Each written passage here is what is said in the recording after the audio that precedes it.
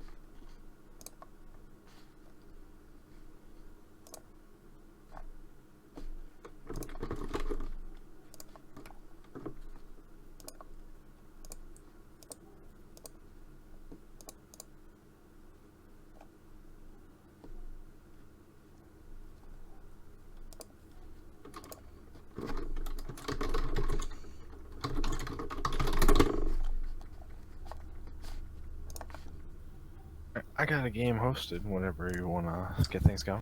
Yeah, I thought I'd just wait a minute, see if anyone joins. Maybe they won't.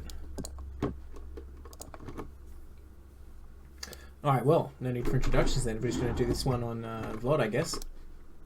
I think everyone's busy with CPL voice chat. Look at them, there's like 10 in there. I'm not going to complain about people actually playing Brood War. Fair enough.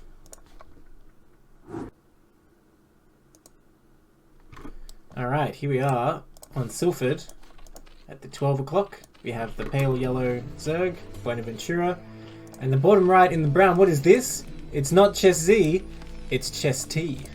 I'm joined of course by my co-caster Saetzero here. Say hello, Saetzero. Hello. You can't boss me around like that. That's not how I just did. Guys, I have the power. I could kick him from the call right now if I wanted. Just solo cast it. So you behave yourself, young man. Dominance asserted. That's right. So, Chess in the past was a Zerg player, a very kind of passionate Zerg player, I would say. So it comes as a surprise. I think he's switched to Terran, but today he's going to be showing us what Terran skills he's learned against Buenaventura, a dedicated Zerg up here. So we got two things to address real quick before we get into where the openings might diverge. One, are you calling him Chess T? I'm calling him Chest. I'm calling him Chess T. It's hard for me not to call him Chess C every time because that's how I knew him. Nah, he's Chest now. You can call him that if you want. You call him what you want to call him. That T. He shows me he actually plays there, and he could be Chess T. Right now he's Chest. Alrighty. Yeah. Someone in chat saying yes, he switched. It's true. Isn't it amazing? Yeah. So that actually, what the second point I was going to bring up is like, do you know why he switched to Terran for this season? Well, obviously Terran's just the best, most fun race. And everyone should switch to it now. Obviously. Yeah, like Nesty, Chess T. Sure. You go with that. Well, I think you just wanted to try it out. Look at this barracks placement. This is extremely intriguing to me. That You have to explain why. I don't know why that's intriguing. Okay, well normally Terran does not want to put his barracks out in the natural because if it's a 9 pool, Zerglin's going to show up and you're kind of just going to die because you can't really defend it out here. Otherwise, you might want to do a link-proof wall, but that is not possible in this spot, mostly thanks to these rocks. So I'm not really sure what he's going for here. It wasn't an early barracks either to try and put pressure on the Zerg. It's like at the normal timing, so I'm just not sure where he's going with this right now.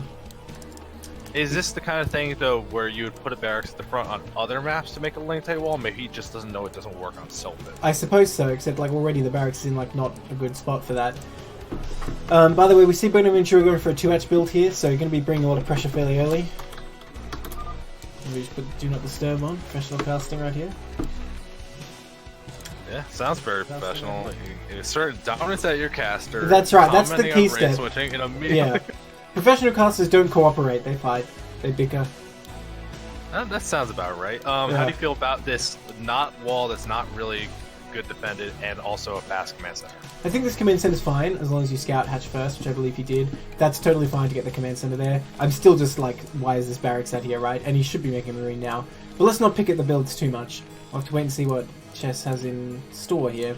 You do have to be careful against these 2H builds. You have to rush up to Academy Tech pretty quickly to deal with whatever layer pressure the Zerg's going to be bringing. This SUV just running around looking at everything. Oh, he's going for the drone. He wants blood. Oh, he got stuck. Do you actually need to get Academy Tech so fast? Couldn't you get an Engineering Bay and turrets to survive Muta? That's No. usually the catch play is Muta, isn't it? It's not Yes. Lurker. Well, look, there's two scenarios there. You just make so many turrets the Zerg can't attack, in which case the Zerg's job is kind of done and they're just taking a third. Or you're trying not to make that many turrets and it's extremely difficult to defend 2H Muta with turrets alone. It's not actually... turrets aren't actually that good against Mutalisks on their own. The only real advantage they have is the range, and they help Marines engage that way. You really need Stim Marines to back them up. Well, this looks different, though. We see 2 more barracks again, going up to 3. Yeah, no Academy yet. Gas. This is different.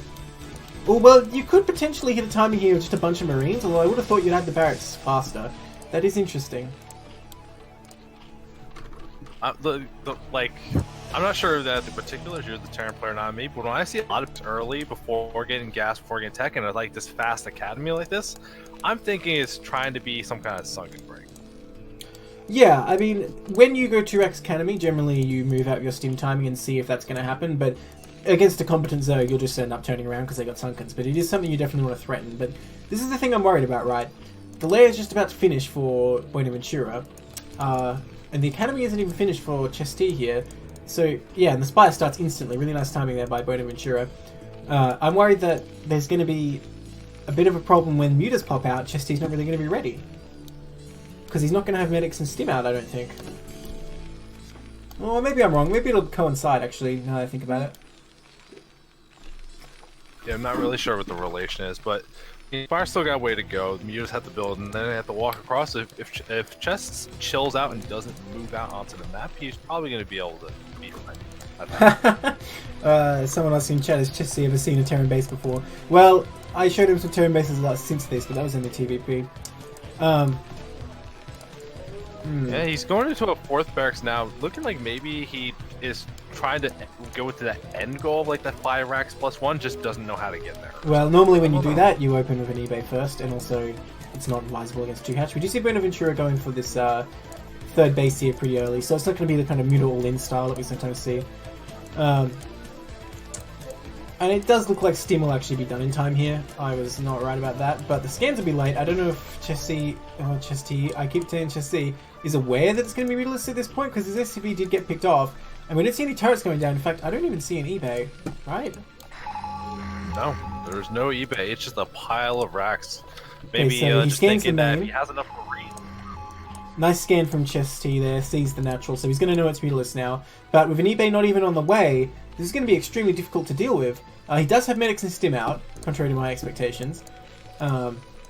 Just starting the eBay now, though. He needs to move out, basically, and like make the Zerg fight his army, otherwise he's screwed. And it looks like that is what he will do. Got straight across Not a lot of length. Not a lot of lanes in the map. Didn't get link speed either. So really, he does just have link need speed. the Mutas. He does have He link does? speed. Yes.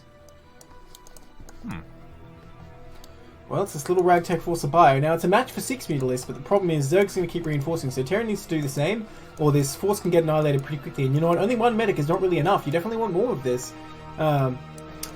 Buenaventura just getting his Mutalisks sorted here. Looks like he's going to... Oh! Get a free pick off on one of them. Yeah, that's pretty huge. That's actually pretty enormous. Okay, he's going to hit this Sunken. I think that's a mistake. Okay, he does pull back. You don't want to be hitting that Sunken. Oh!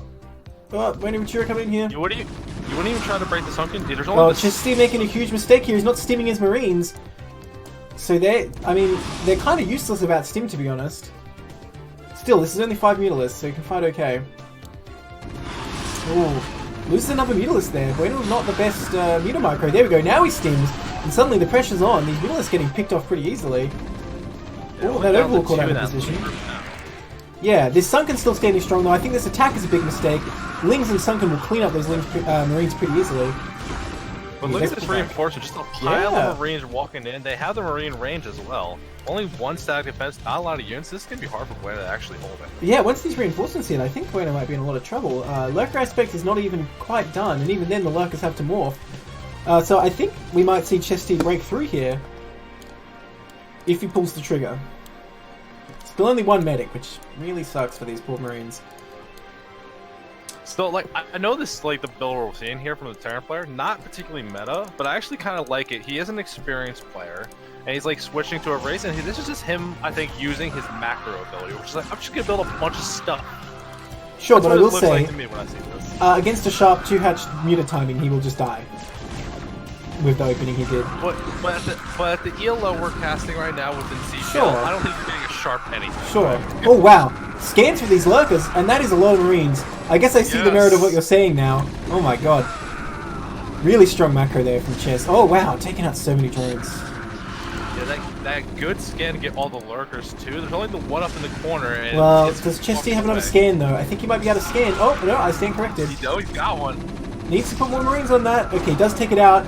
And now what is there left defending this tech? Like, it takes a while to morph that lurker. Will he block the entrance with it? He's going for the hatchery. I don't know if he has the DPS to actually get it, though. Gonna have Well, to be careful. he can kind of just keep shredding whatever comes out here, to be honest.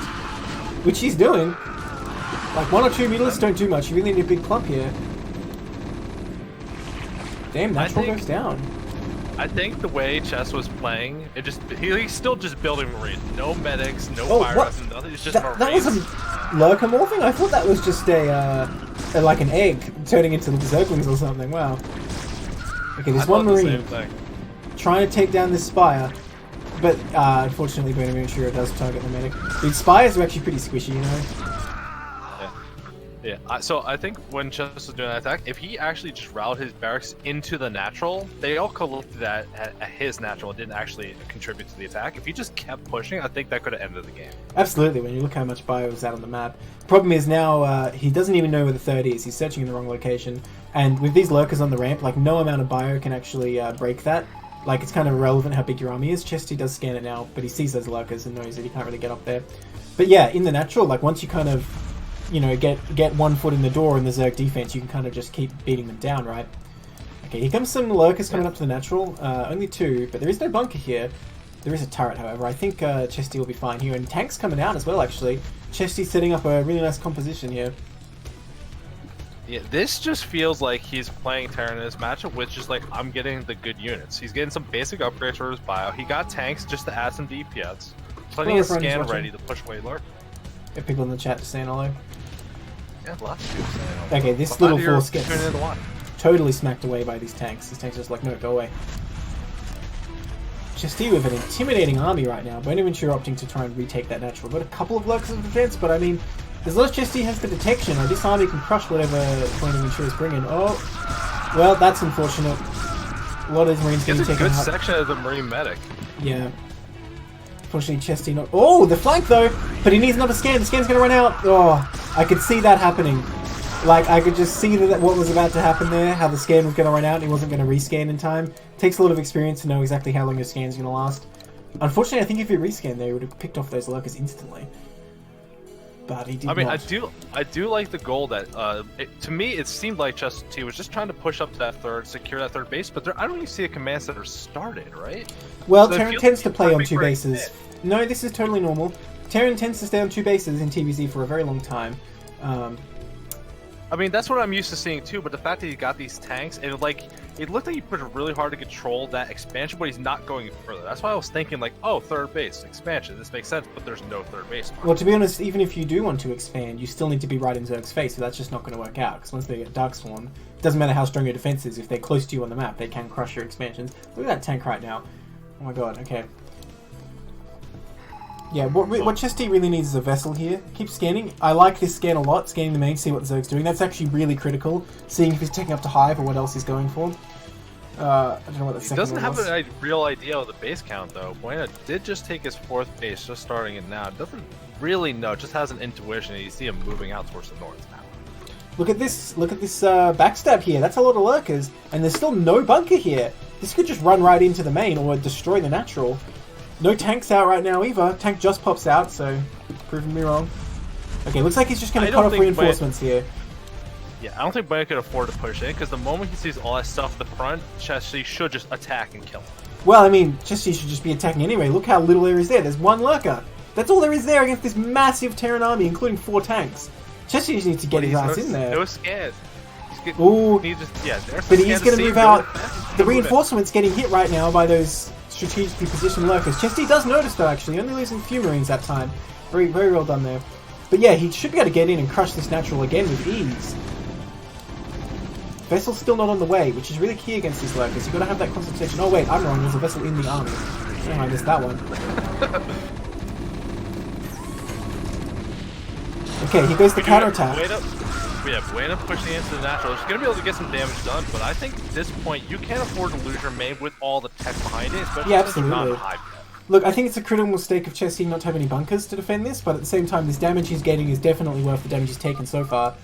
Buena just GG's. He knows these, like, 6 lurkers aren't going to exactly win the game for him, and he's taking so much damage as a main. So, damn. Yeah, I think that's, like, I don't like it.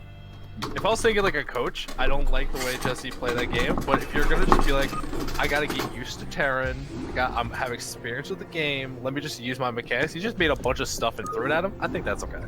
Yeah, look, I think the decision making was pretty good generally, like when he moved out and like where he chose to attack. Like, you know, he didn't make a stupid decision like attacking into that high ground, for example, and like he moved out with his stim timing. So there's a lot to like there, definitely. I think so. Yeah. Definitely a nice shining star for me seeing him on the Terran transition. Yeah, really interesting, isn't it? We'll make a tier 1 out of him by season end. Let's see. Don't say that, because what if he gets really good in Terran and then goes, you know what, and then goes back to Zerg, now he has all his ammo, he can just flame all day long. Yeah, he knows what's tough for Terran. Oh, and when he's complaining about balance, he can say, well, I played Terran for a year, and I say, you know, there's no OP or something like that. Yeah, no, we can't be doing this. Let's rehost. I've got that bug where the map is all messed up. You got it. So just to prep up, it is a Protoss versus this time. We're seeing Buena again with the Protoss. Sure. While we're waiting, I'll just show people the group. So we already saw Chesty versus Buenaventura there, and now it's Buenaventura versus who? It's like Buzzle Bear or something. Butzel Bear. Yes. Okay. All right. Start it up. Yeah, hopefully this goes better this time.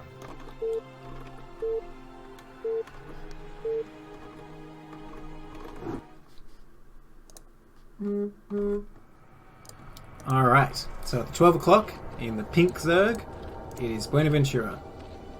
And in the bottom left, the magenta Protoss is Butzel Bear getting in there with the GLHF timing. Really strong bit GLHF timing. That was like, I don't know, a full second before Buenaventura there.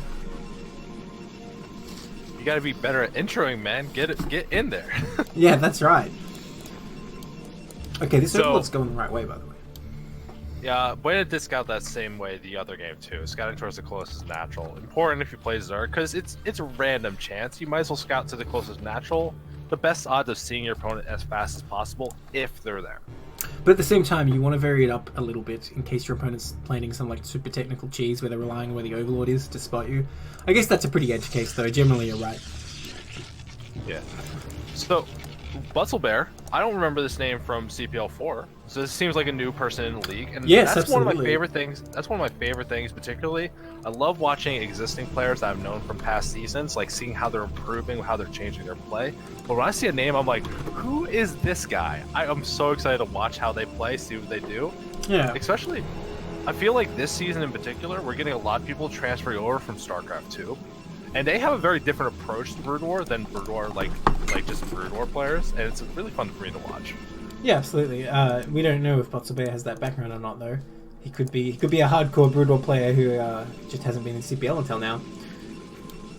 Yeah, I am a little worried though. Look at the money that's building up for Butzel Bear. No early forge, and when it did open Overrule, which you gotta respect it a little bit. I'm not quite sure on the timings on this map whether you can get away with Nexus Forge Cannon against Overpool.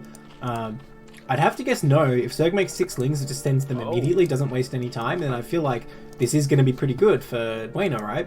If you actually look at Buena's angle, he missed the pylon. He just got vision right now. If he was a little to the right, he didn't see the pylon. He was paying close attention. He just saw the forge. Oh, that's heartbreaking. He might not know that's a... No, this is going to work out fine for Butzel Bear because he could have saved lava and made 6 things right away, but since he doesn't realize it's Nexus first, A, he's probably not going to make 6 things here, B, he's probably not even going to send them, assuming the Protoss will have to cannon up in time, so I think Butzel Bear is going to do just fine here. Yeah, I see the standard 4, what you want to do just to force some cannons, give you that extra security, but like nothing too crazy from play. Now, even when I look at this, if he did send his things right away, wouldn't this cannon be just about finished when they got there anyway? Yeah, but 6 lings kills 1 cannon. Ah, but that's why he's making 2. And presumably, That's if actually interesting. Butzelbear sees these lings coming, like if his probe sees them just moving straight across the map, he can bring his own probes to block. If he did react in time, they're not in position immediately, and the Overlord is there to see if there's that kind of probe movement. So I actually like having the Overlord closer to natural, get a better idea of how many cannons, is there a gateway made, all this kind of stuff to give you a better idea if you can actually put some pressure on. The lanes are going to poke in and see that nothing's really doing. And you already see that Buena taking that 3rd hatchery at another base. Although I don't think I agree with that hatchery choice, like where he put the 3rd. Yeah, I agree with that. This is extremely hard to defend compared to the high grounds. Well, if you're planning a 3-hatch Hydra though, it is a bit closer. We are casting Group 10 tonight from the preseason. This is the 2nd game tonight, and we got I think like 9 casts tonight. So we're early in the cast. Go get a drink, go get a snack. You're gonna be around for a while. We only casted just the first one, Chesty versus Buenaventura. So this is just the 2nd game out of however many. Yeah, I'm pretty sure I got the replays for almost a full group. So I think we're looking at like 8, 9, 10, somewhere around there. Okay, so it looks like it will be a lair coming up here. Wait, no, he gets Ling Speed. Ooh. Are we going to see a Zergling all in from Buenaventura here? Unfortunately, getting supply blocked here. But that Ling Speed before lair makes me think he wants to try something. I'm not sure it's going to work out there, because Butzelbear's wall's looking very nice here, as long as he plugs that top bit with some units, which he presumably will do. Is this any kind of indication, though? He's getting a lot of lings. He's putting on the speed, like you're saying. But without getting lair, is this going to be like Ling all in into Hydra all in? Look, like, honestly, really I don't know if I'm going to end this game. Okay, 2 things about that. One, I don't think you can really go into Hydra afterwards, because Protoss is probably just going to make an extra cannon at least in response to this. And the second thing actually, is, I'm going to take back my statement. Yeah, Buena stop mining gas. Oh, okay, well. So it's definitely not Hydras. I think that's a mistake, because I think he has plenty of minerals for 3-hatch production, then he could still mine gas and get a lair. But yeah, I was going to say, I'm not sure if you call this an all-in per se, but if he's stopped mining gas, then yeah, I suppose this is pretty much an all-in. And I mean, I'm looking at this, if he goes just when Ling Speed is done, there's nothing blocking the top here, it's not going to be too hard to get in. Second Zealot comes out, and in the nick of time, oh no, Butzelbear was going to send a probe, but he sends it back. Uh-oh. There's two holes in that wall, Wow. and he has no idea this many lings are made and that they're gonna have speed. This is gonna be tragic. Yeah, this is a bit of a mistake. The fort should be underneath the gateway. Okay, so he's going to scout the first couple of lings, then just send them all in, and there's nothing to block. The probes get pulled pretty much instantly, though. Really nice probe pull there, and not the best targeting from Buena. And all his lings coming in a bit piecemeal. I think he's actually going to hold here. Well, the lings keep coming in. Yeah, it looks like Butzelbear holds this. So, classic mistake that you do when you're Zerg in this position. If you're trying to do something like this, you're a new player, maybe, or there's someone that's not super experienced with doing this kind of crazy all-in. Do not attack this wall. Run past this wall. Yes. Go right to the main and kill everything. I'd say another key mistake was it looked to me like he was just box selecting his lings and set them in. He should have got the wall hotkey and get them to come in all at once, because they came in very piecemeal. That too, definitely. But he's still committing to this big all-in. Well, he has no lair. What's he gonna do? Yeah. He's droning behind it, getting an extra hatchery now, but you can see what Butzelbear is getting +1. He's getting +1 air weapons, getting Corsairs. Dude, that Overlord. Oh, he starts spawning Overlords. That Overlord has a death wish. He's sitting on top of the Stargate and the cannon. Although, I will say, like, so Overlord's definitely going to die, but he did get valuable information. He did see Butzelbear build the next 2, 3, 4 cannons, or gateway. So he's going up to 4 gateway. Going to have to put some pressure on, so might want to be, like, make sure he has a scout ready, just so he can pull some Sunkens at that really close third. Again, this is why I didn't like this third choice. This is a really bad decision for how it's quite open and close to the Protoss, right? Well, there's so many links here. I think in the near term, at least, Zealots aren't going to be too threatening. But there will be a point where, you know, he's got enough +1 speed Zealots that lings are actually pretty bad. Well, I'm surprised Butzelbear didn't send these Corsairs out, because there's no Hydrogen complete, there's no Spire. He could actually have just killed any Overlord he manages to find with those. Okay, here he goes, he can send them out now. Yeah, I don't like not going out, at least just for scouting in general. Yeah, absolutely. Because if you did your build correctly, there's no way they'll be Scourge out by the time you get to the Zerg main. Like, you can see there's a Spire and Scourge Murphing, that's fine, you can just run away. Okay, here we go, he will come in here. He sees the layer is not even complete, so he knows he's probably in a pretty good position here. Yeah, I would just see how many bases he have and just start killing things. So the one thing I'm really concerned about with Buena, if you looked, he's starting to get his hatchery. He's trying to build up an economy. I still only see like Lings. He's starting to build Hydras now, but Temple Archive is done. We have +1 done. If he just makes like 2 Archons and attacks with Speed Zealot Archon, how do you defend this? That's a good question. I mean, he's getting the Hydras out, but Hydra speed and range won't be done for a while. And yeah, like the Zealots and Archons totally melt Zerglings. And if there's not enough Hydras, they won't really stand a chance. Look, honestly, if I was in Buenaventura's position, I'd just be getting heaps of Sunkens, the natural and the third. Because I think that's the only way you can really reliably stay alive here. Oh, I like this attempt at a hidden base. I think Butzelbear will find it, but I think it was a good idea. Yeah, really nicely done by Butzelbear, just checking everywhere. Yeah, that's nicely done. But honestly, I like the idea a lot. When you know you're behind, you got to take risks, and I think that's a good risk to take. So the Zealot's moving out towards that bottom base. This is a good opportunity for Buena to threaten that counterattack. He has to run past things though. That he can't fight in the cannons with these Zealots and things. But I think he has enough Zealots to put up a decent fight. Like at least something to draw the army back. Right now these Zealots are just gonna go down to the base and kill everything for free. Okay, here comes the Sunkens I was talking about, by the way. So Buena is setting up some kind of defense here while trying to get those Hydra upgrades. But yeah, this extra base is doomed. Okay, very smartly does just run the drones away. That's a great move, because yeah, there's no way you're going to keep that base alive. You might as well try and salvage any drones back to your other bases. That one Zealot still wants to kill him. Oh, wrong time to hatch for those drones. This whole situation is actually brutal. And Buena about to finish the Spire now, but you can already see the Corsair count so high, like, you just go Scourge to fight this, the Corsairs are gonna kill it before the Scourge even touch them. Like, I don't even know why. At this point, don't you just go Hydra Lurker and just like hope you can get the ground army advantage and accept that Corsairs are gonna fight you?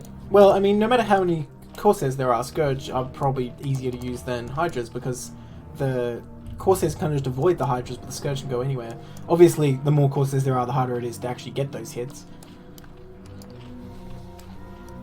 And we do see Butzel there pushing out, getting his own third setup. Has the pylons ready, not building cannons, but look at all these Zealots. So many Zealots. Yeah, really nice macro from Butzelbear. And this third is at a great timing for Butzelbear. He's going to have a really strong advantage if he manages to keep this up, which I assume he will. I don't really see how Zerg could attack here. Yeah. So, I mean, regardless of, like, whether, like, if he should be attacking or not, if you look at, like, the unit supply and all this kind of situation where his tech is, I love that how he hasn't built Dragoons yet, but he's not forcing the attack into static defense. Just going, if I just take a third, I killed your third, 3 base for 3 base, you're behind on tech. He's very comfortable just chilling out. That's a very promising sign from a new. Yeah, absolutely. I mean, a lot of ZVPs we see revolve around whether Protoss can get this third up, and CC's just already secured it without any trouble. That's a very good indicator that Protoss is in a dominant position. No goons yet, still. It's a bit worrying, because sometimes when there's enough lurkers, the Zealot composition can be very ineffective, but they're not ready just yet. And that is so many Zealots. Lurker aspect not even done right. These Zealots just attack in. I the Overlords. Think this base survives. No, I don't think it does either. The Lings will do their best. Storms done as well. Watch out for some good storms. So many Overlords going down there. I mean, does he even need storms? I feel like... Okay, no, that's a pretty good storm. Oh my god. That was great. Wow. Butzelbear just smashing the space. Look at this drone versus High Templar fight going on over here. Never mind all that. Have this High Templar get away. You gotta admire the self-control, not storm that one drone. Right? Okay, so even this natural, I'm thinking, doesn't look too strong, really. I think Butzelbear might just carry on and crush him here. Man, I'm sorry, I gotta watch this little High Templar drone fight. Can this High Templar make it back to the army? Looks like he will. Now that drone will get his comeuppance. Dead. That's brutal. So, I mean, you look at the spot Buena is in now. He lost his third. He's down a base over Zapraz. Never a good thing. Tons of supply, tons of tech. DT's all over the map, fanning out to destroy expansions. Butzel is... Oh man, that's just cruel. Assassinating those lava is just like a war crime. Like, they're not even doing anything. They're gonna die soon anyway. Wow. So, Buenaventura has one lurker. That might be enough, because I don't see any observers yet. The robo is done. Observers are building. So, I guess Buenaventura will survive for another minute or so, but yeah, I don't see where he goes from here. I'm pretty sure he's gonna die. Very difficult situation. If you look, you're 12 minutes into a game in this matchup. You have 21 drones, 2 bases. There's Ooh. nothing about the situation that looks. Yeah, like 2 bases versus Protoss 3 bases. That's just like, I don't think Zerg can ever win that unless they're doing like a muta rush somehow. I don't know. Look at these 2 brave Zerglings. I don't know what they're trying to accomplish. Oh, well, they found this third. Don't know what they're going to do about it. Zerg researching Burrow here. Not sure what his plan is. Could be something interesting. I mean, it's definitely a halfway like good idea. If you're gonna try to fan out across the map, maybe like have units around, force them to have more observers on the map. Because right now he's clearly spending so much on Templar and Corsair, he doesn't have observers on the map. So that might be like your one edge in, but like I'm really reaching here. I think at this point, the fact that Blaze in this game all just admirable that he has that fighting spirit. It's like I can come back. I don't know, man. I've seen some comebacks, but I don't think I've seen a comeback from this far. Okay, I like this plan though. We're gonna get building up a whole bunch of mutalisks, gonna try and surprise the Protoss suddenly with a big muta force. The only problem is there's still all these +1 Corsairs, 6 +1 Corsairs running around. Look at that, murdering that Overlord. Like you're gonna need to deal with those somehow, otherwise these mutalisks are not gonna be very useful at all. It actually supply block now for Blanda, and this is really impressive for a newer kind of player. When you open Corsairs, your opponent doesn't go Mutas or Scourge or anything. It's really easy to just forget you have Corsairs, but he's still actually being active with them. That's really cool that he has that attention to detail. Well, yeah, let's just look at Butzelbear's play in general. Like he's macroing really well. He's almost maxed now, and he took this third at a great timing. I see a lot of newer players just kind of like forget they need to expand and assume they can just win with the 2 bases they have, which is a huge mistake, which costs them 1 game. And look at this, he's still trying to expand to a 4th. I don't know if Bueno knows this is here, not sure what he's coming out here for. Oh my gosh, his Corsair's getting caught a bit. But I love that Butzelbear's just continuing to grow. And look at this army, this is just like the horde of Protoss. This is the kind of player that I'm watching Butzelbear play. If he gets promoted against tier 2 later in the season, because like this, we're casting a tier 3 group right now. Oh so yeah, if he's in theory. not gonna be in, if he's not, like most of the players are probably around that level though. Yeah, so I mean it's all a bit vague in preseason. Yeah, but he definitely looks like someone that could easily improve if he gets put in the effort. The fact that he's like, I was not expecting a player this strong casting this game. Yeah, absolutely. I mean, he's looking really good. And look at this, like, just the massive Protoss army bearing down the Zerg. Even if Zerg was max, I'd be looking at this and saying, like, okay, you can try and stop this. The Muta Swarm is ready, though. The Muta Swarm is prepared. The Corsairs are positioned to defend for a drop, which does make sense, right? Because that's one of the ways Zerg tries to come back. But there is no drop coming. Or actually, maybe there is, but not just yet, anyway. I mean, I think I'm totally fine with that. You got a ton of Dragoons, you have a weapons advantage, and you got a couple of Storms. Just let the Mutas fight the army head on. Just protect the only way that you can throw this game. Alright, well here he comes. He's going to head in here. That one Lurker trying his best to hold off, but no. That is just so much Protoss. Here comes all... Okay. Where are the Storms? There's a good one. Oh, I mean, that already did so much damage. It's out of the Storm pretty fast. Yeah, Mutas get crushed by Storm. Yeah, and I think there's even just too many Dragoons here anyway. It doesn't really matter. I think that'll be it for this game. We're going to bring in back his army though.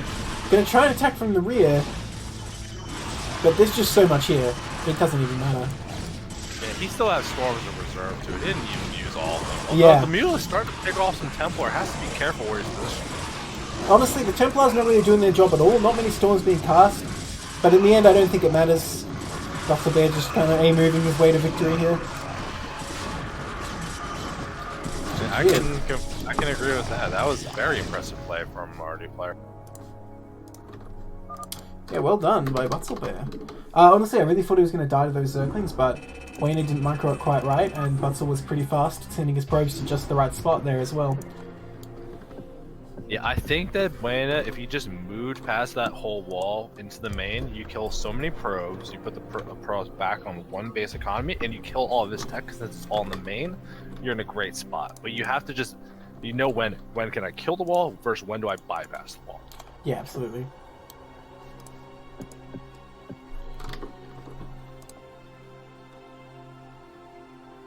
I'm going to get the next game up. Yep. We're going to see our boy Butzelbear again. This Alright, time start against her up. Chess T. Let's see if Ooh. his knowledge of how Protoss is nonsense will get him through this one. Does he have the moves?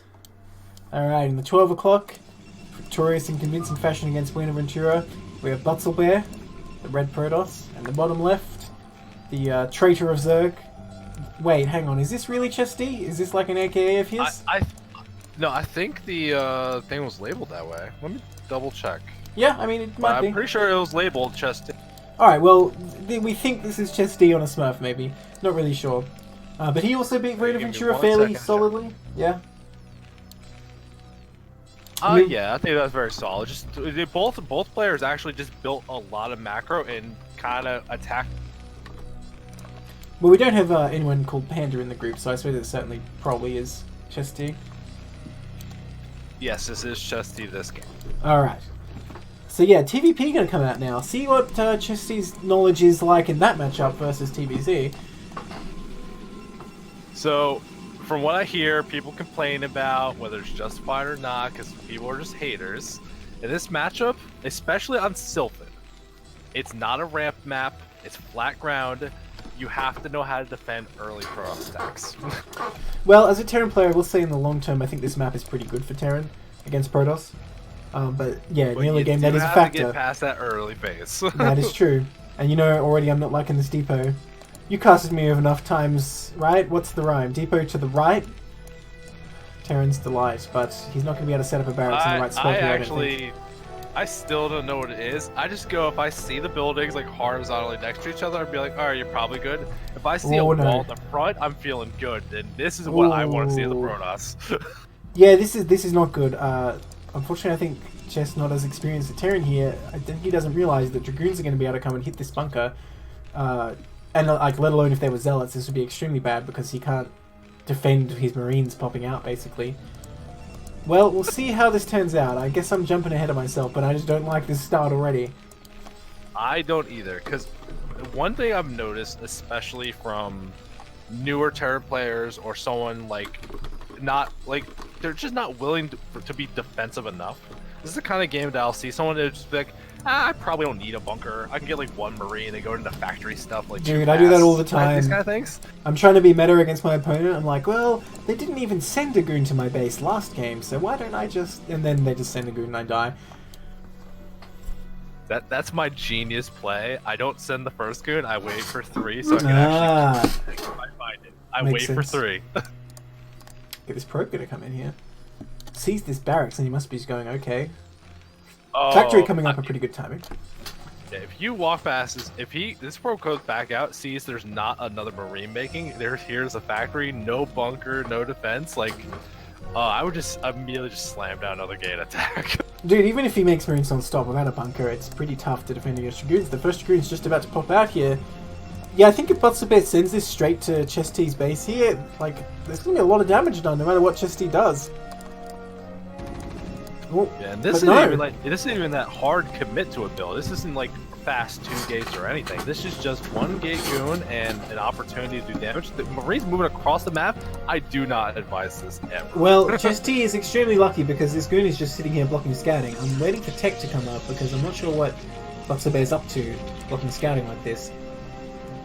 And so far, it looks like he still just wants to expand. He just wants to deny Terran from that knowledge, I suppose.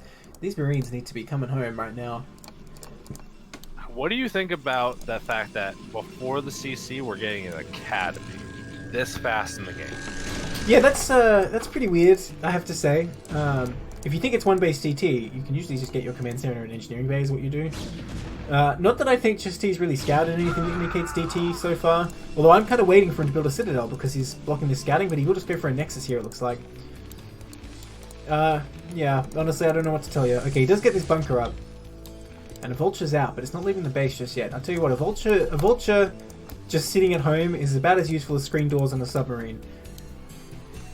What are you talking about? It's relaxing summertime breeze when you're at port. Right, maybe that's how we're seeing this vulture. He's just making sure no zealots run in or something. So, what I'm expecting here, though, Dragoon Raid just finished. There's no SCVs anywhere near this natural. If he wants to start poking out his bunker, what's going to stop him? A vulture? Get him, boys! Oh, no. No. Yes, okay, he turns around, yeah. Needs to get some more SCVs on that pretty fast. And quick, for the new players, what's the rule of thumb? How many SCVs per dragoon? One SCV per dragoon, or that bunker will die soon. Man, you have rhymes for everything. I do. So this is... Well, I can talk about it in a minute, because this bunker's about to die, actually. And 4 Marines do not beat 3 Goons, unfortunately.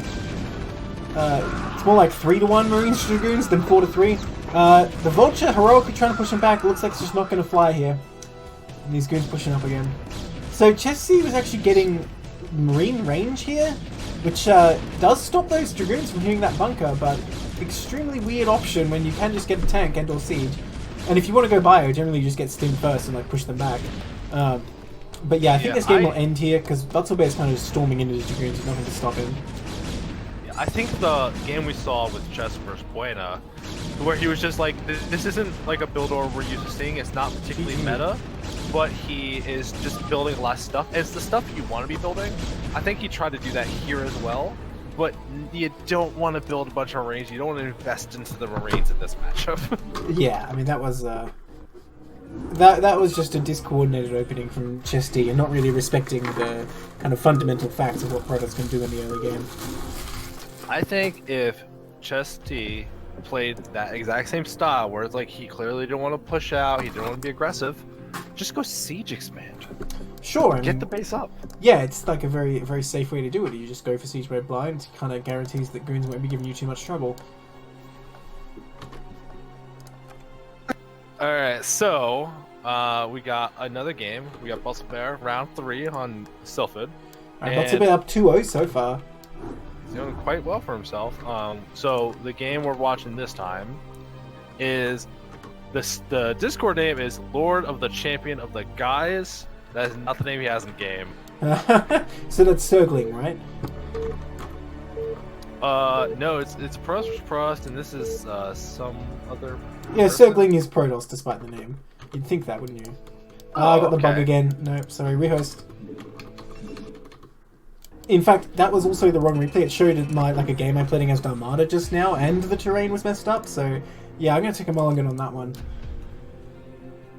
Yeah, I mean, I guess so.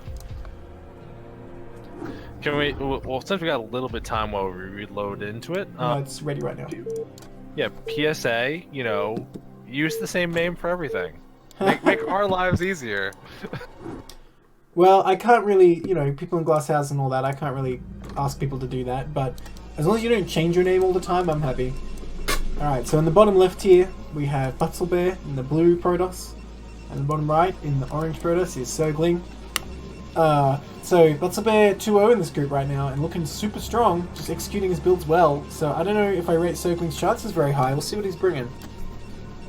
I'm seeing well-executed macro, and the builds he's doing are like actual builds. Yes. Like he looked up Liquipede, because especially his game as Buena, he did an old build. He did the old BSU +1 build, pretty much. Yeah. So he's doing old stuff, but he's doing it well, and at this point, that's far and away better than a lot of people he's gonna hit.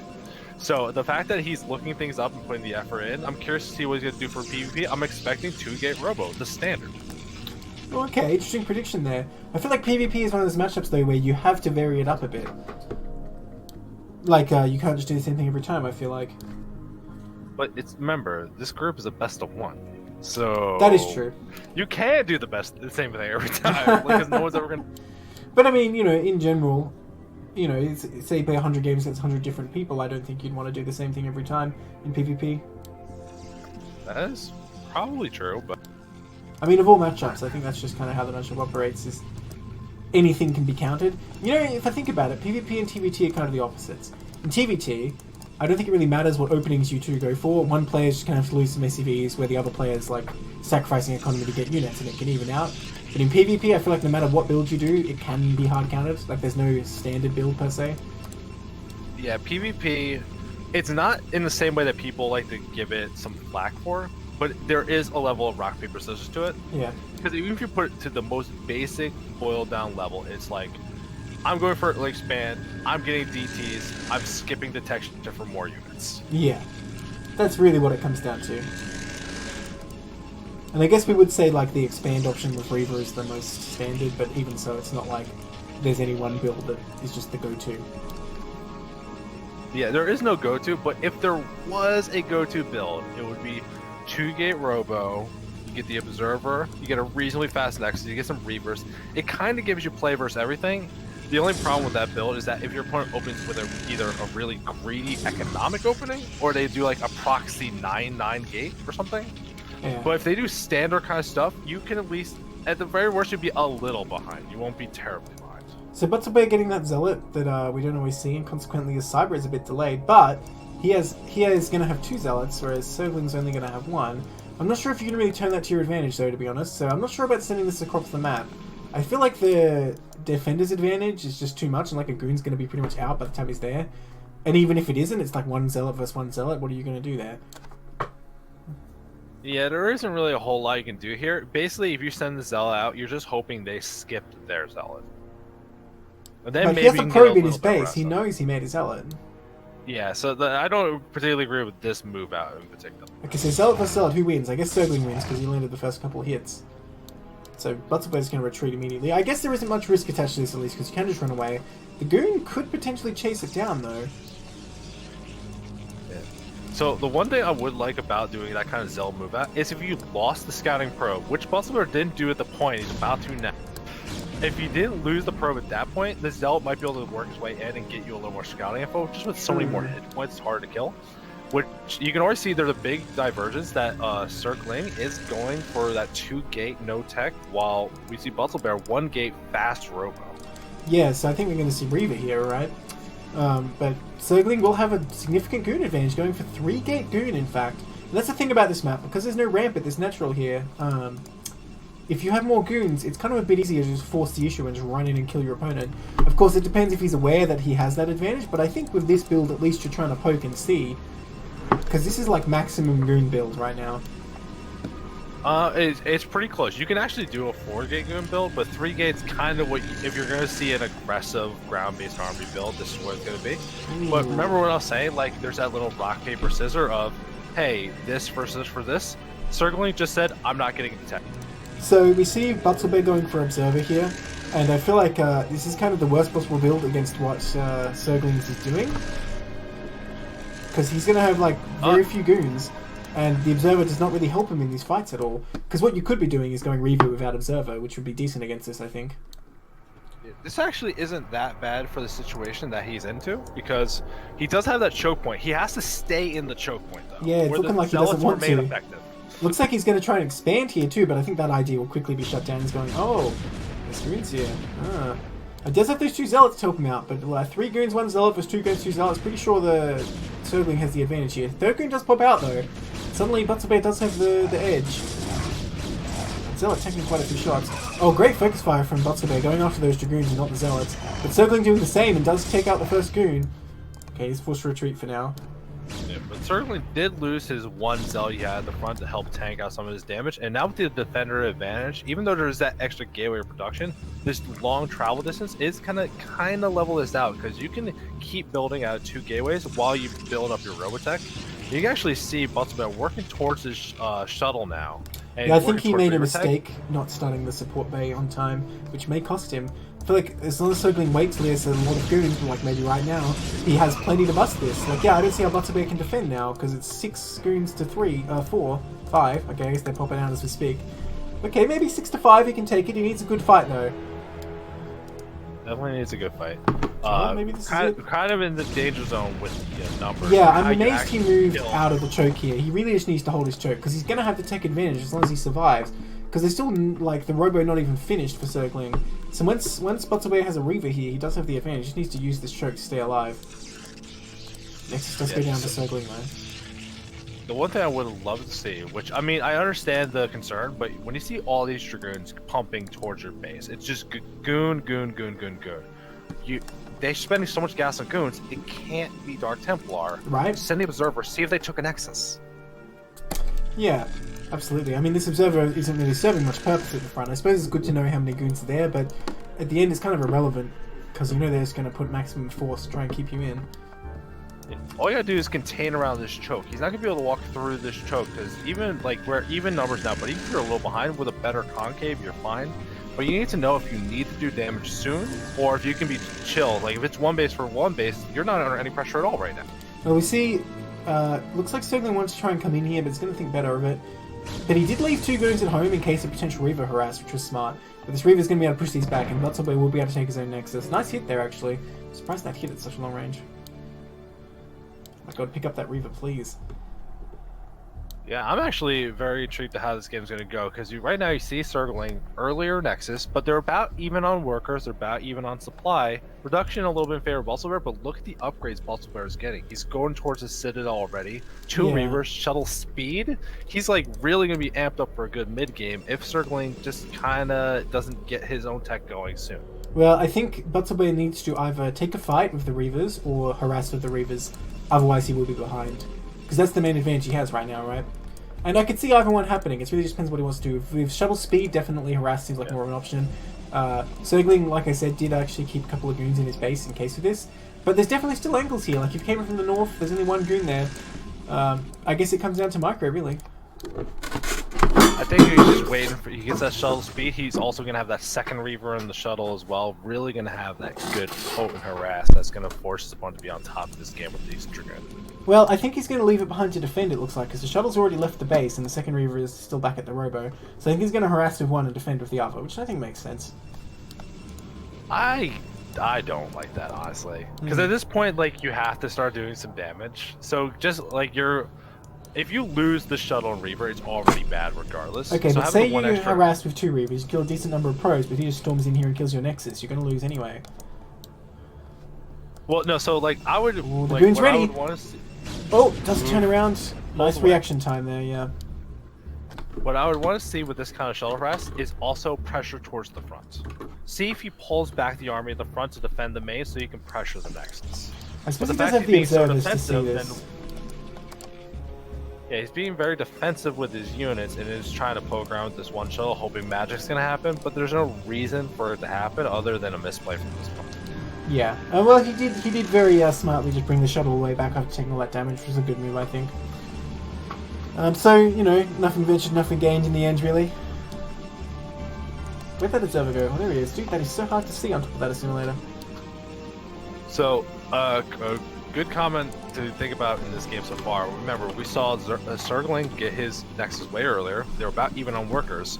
Butzelbear has his Nexus. I haven't seen a probe made in forever, and you can see there's already a 12 difference, even though they were even just a couple minutes ago. Yeah, big mistake, I think, by Butzelbear not to keep making probes in anticipation of expanding. So now his economy is even further behind than where it already was because of Sogling's faster Nexus.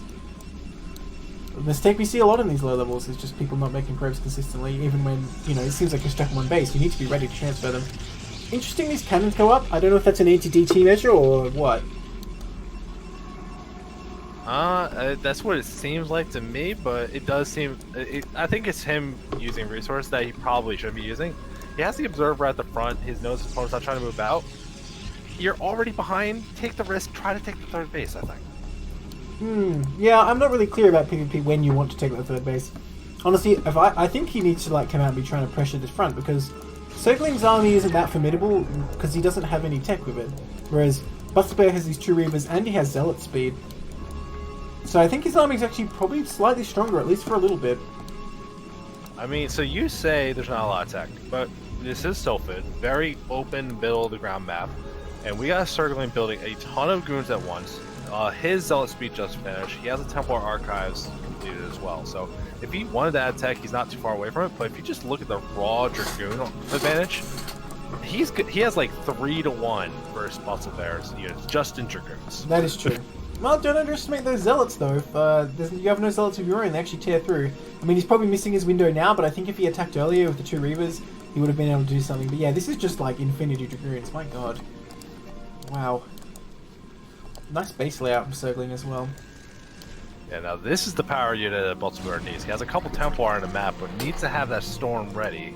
Make sure he can get some done. Or if he wants to go back to the harass option, Storm drops. That's the real harass of this matchup. Yeah, that's extremely deadly.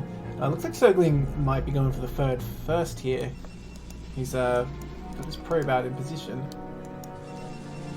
Ooh, Battlebay didn't actually start Storm even though he made these Templars. I mean, I guess they can build up energy for him, but there's going to be a big window here where he doesn't have Storm. Okay, he's going to make an Archon there.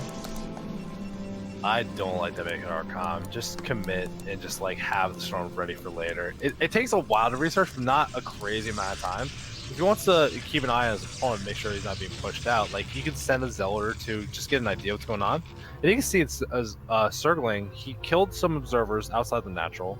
He sees nothing, seeing what he's doing, and he's taking a third base. And it's not going to go detected at all.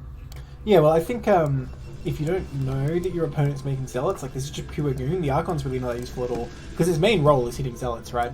It's not good at much else. But okay, looks like Battlebay has decided this is the time to take a fight. Bit of an anti-timing with no Storm, but he does have those Archons. Okay, it's pure goon versus pretty much everything else Protoss can bring except Storm. So we're going to see which is the superior comp here. That is a lot of goons, though. You need to get those Zealots in front. If they actually fight, those goons will destroy. Oh no, the Reavers are way too far back. They're not going to get a single shot off before this fight's over, I don't think. But the Zealot's getting right on top, and with no Zealots to buffer for circling, you're actually doing a lot of damage. Okay, one Reaver shot goes down. Reinforcers coming in for circling. Oh, I don't know. These Zealots will be cleaned up soon, I think. The Reavers are still up. Still trying to get their damage in, but they're just so far back. Okay, all the Zealots are down. Now it's back to Goon vs Goon, but with these Reavers and Archons backing up, Storm is complete for circling, so he could lay those down at any moment. That's a lot of goons. Oh no. Battlebay needs to pull back from here. This is not going to work out. Oh, that's Storm. Oh, that's Storm. Oh, brutal. Nice Reaver shots, though. That Reaver almost getting taken out by Storm. Really nice pickup at the end there, actually. Wow, looks like Battlebay almost going to break through here. Still has the Reavers. Did a good job keeping those alive. I'm very surprised that attack went as well as it did. Dude, if you don't have Zealots of your own, Speed Zealots are actually extremely strong. Oh, they definitely are. I'm not going to even try to argue that. But remember that Circling had his Storm finish for a long time. No Templars to back it up. He had all these goons, didn't try to kite back the Zealots to get away from Dragoon Reaver at all. And then even when the Templar came in and had Storm ready, he didn't storm the shuttle, which shuts down the Reaver and contributing to the fight. So there's a lot of little missed micro from Circling. He just thought, I have Dragoons, good enough. Not quite in this matchup. You know, even though Battlebay, I would say, is behind, I think he's macroed a bit better here. Because we see he's been able to spend his bank a bit better. And he is getting his own third up here. Now, I'm not sure if Battlebay wants to attack into here with these cannons in position. Looks like he's going to go for it, I feel like there's a point. I feel like there's a point he does have to, though. Because you can say he's macroing better. He's actually helping supply, but look how many workers he's down. It's all army. I feel like he might have to do something just because he's behind so much on that economic. I saw this in the tougher engagement as well. Battlebay making a critical mistake. He is unloading his Reavers miles away from the fight. You really need to unload them like basically in range because they're just so slow. Oh, that Reaver's going to get taken out by cannons. Oh, almost. Well, so far, doing a good job of sieging this. Yeah, the army not really coming back to try and fight this. Back. Well, they are now. Well, a few of them. That's not very many. Maybe you thought it's just the Reavers here, but then suddenly Battlebay's army going to pounce. Pick off this small contingent of units. Yeah, suddenly Battlebay's army looking pretty strong after picking off those few units for free. But Circling going to come up here. Got his own Reaver now as well. Battlebay just pick up. Great pickup, keeping that Reaver alive. But all his Zealots are evaporating. Reavers can only do so much from the back line. Especially when they run out of Scarabs. And they will both get taken out. So, unfortunately, Battlebay kind of spending his army to achieve very little there. Did take out some of those cannons. And his own 30's up, I suppose. In a way, it's good to keep the pressure on even if you're not succeeding, because then your opponent isn't coming up here and harassing you. And Battlebay is saving money on these cannons so far. So the biggest thing I would say that if we were going to look at the game right now, it looks pretty even. Battlebay down workers, but he has a little up an army. He keeps doing these attacks to kind of level things out. But look at the infrastructure between the two players. There's so many more gateways ready for Circling to abuse the fact that he has that economic advantage. If Battlebay gives him like 1 minute to reset and get like 2 rounds of macro out, he's going to have an army that's going to be very hard to deal with.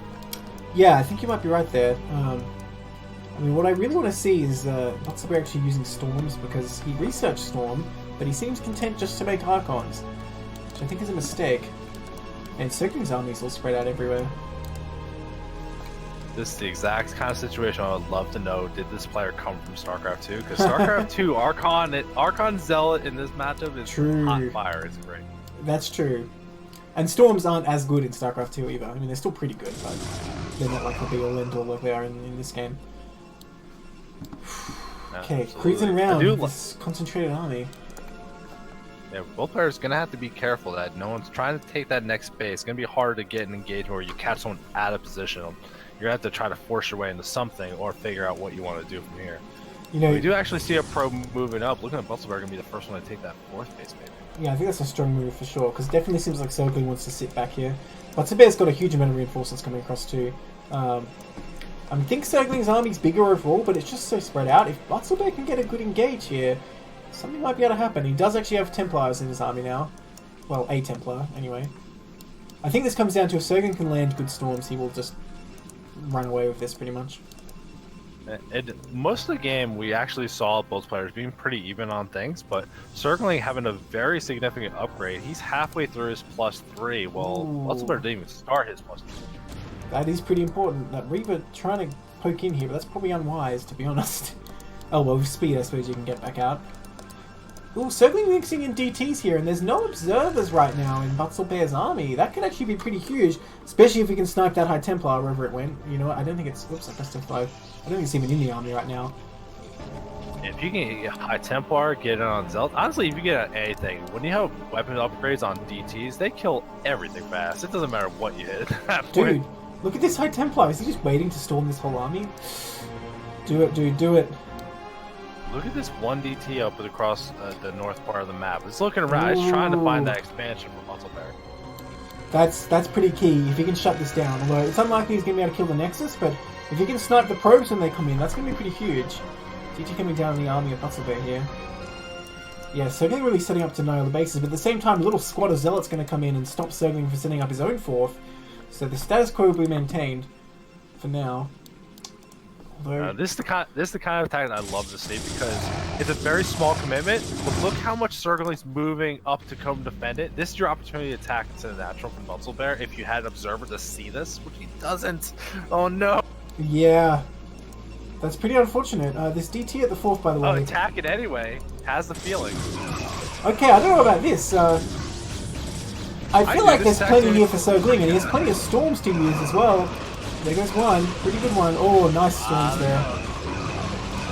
Remember, that +3, barely not finished yet for Sergling. You know, those Archons are actually tearing through everything in the front. They're actually melting. It looks like Butzelberg might actually break through here. I can't believe it. Archon's actually pretty good, it turns out. Wow.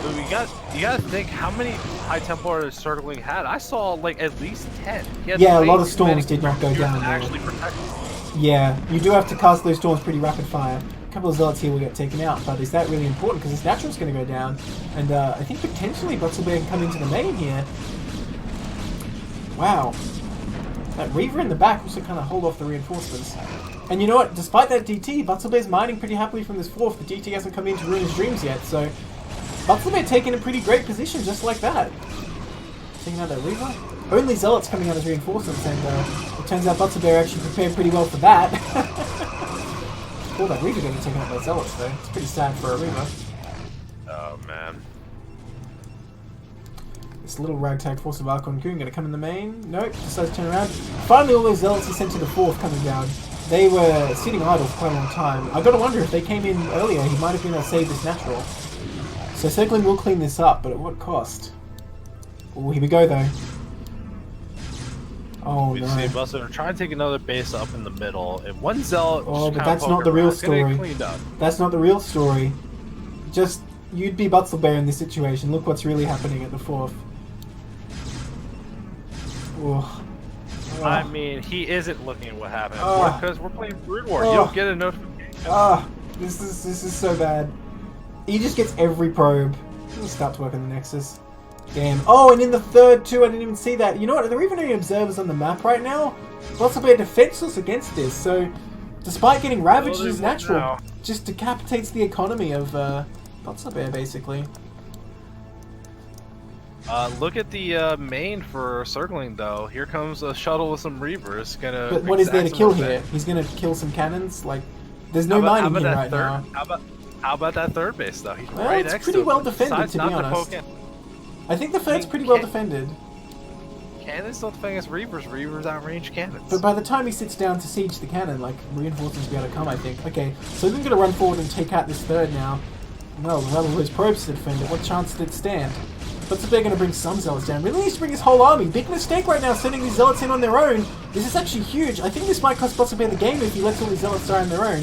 Then again, Zealots on their own seem to be pretty good against Goons on their own.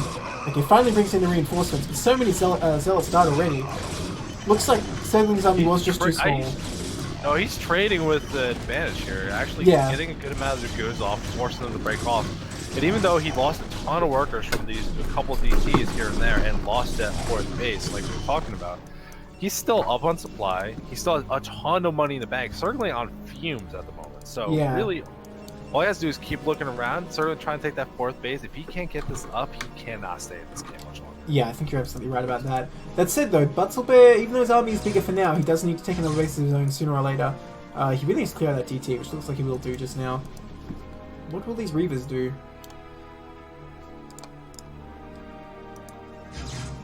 Is he going to kill that DT or what, man? Okay, here we go. How am I going to get around to that? DT following that shuttle, trying to catch it. He killed one more Zealot on the way home. Man, DTs are so good. This DT has 10 kills. Okay, so what's the move for Butzelbear here? Is he gonna? Does he know about this fourth? Because if he does, I think he'll just come across and smash it. Looks like what he will try to do. Walking right across the map, like no information about it, I don't think, but once it's set up in the middle, has a very intimidating force that's gonna be hard to deal with, especially since if you look around circling, he has some cannons, he has some units here and there, but he's not in a good position to get some good storms off to actually defend. Well, he's engaged. That's a great engage for Butzelbear straight up, because the Goons were kind of exposed and cut against the edge of the map there. Zergling going to fall back here into his natural, where there's some reinforcements. Nice storm as the army advances, but the number of storms he has is very limited now. I don't think he has quite enough. Well, we'll see. Another storm, really nice one, where the Reavers are dropping. Picks it up though. Man, Butzelbear doing a great job picking up these Reavers. Like I keep saying, he drops them too far back, but he certainly doesn't let them die. Looks like Butzelbear will smash through here. Well, that's a nice comeback after the openings didn't really work out very well for him. Butzelbear's macro, even though he was down on workers a good portion of the game, just really making sure he was using what he had available. Yeah, it was just well done. Out stuff all game long. For sure, and I think he definitely had the more versatile army, whereas Zergling seemed to be dedicated to making goons and only goons for most of this game. And then later in the game, he had a fight where he should have had an advantage, but he had too many high Templar, and you can't just keep casting Storm with nothing to help buffer and actually force them into. Yeah. And you know, of all units, Archons are probably not bad at running through the storm, because each individual unit has a fair bit of HP there. This fourth going down definitely, 100%. I think, is the last hope of Zergling in this game. Looks like he's going to try and make something happen with a DT, but there isn't even a base here to attack. Well, speaking of DTs, he's making DTs en masse in the main, but there is still an observer here, so that's not really going to help him, I don't think. I don't think it's going to be enough to get anything done, even if he does clean up anything in the army. Yeah. It's been a very hard-fought game, but I think at this point, Zergling knows he doesn't really have an option, especially since he doesn't have enough to build a Nexus anymore. Yeah, absolutely. And even this one DT can get cleaned up as well. Butzelbear just slowly dismantling him. GG. Well fought by both players. Really, that was a pretty good game. Yeah, that was a very fun game to watch. It's rare that we see these longer PvPs.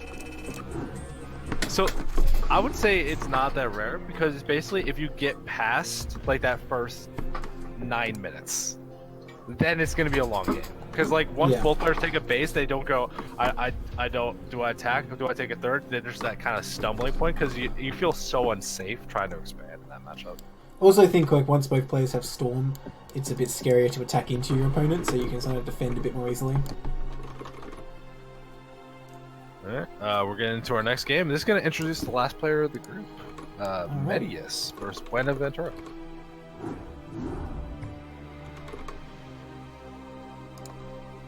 Alright, start her up. Man, I hope if people are trying to like coach or watch and trying to figure out who they want on their team, they should hope they're watching tonight, because I think I would want to try to get this Bustle guy. Yeah, right. Seems like someone you can really mold. Good. Okay, so at the 12 o'clock, the dark blue Terran is Medjas, and the bottom right in the pink Zerg is Buenaventura again. So another TVZ. Positions are reversed from when it was Chessy versus Buena here, so maybe the Does game this will map go have any reverse too. positional imbalance it?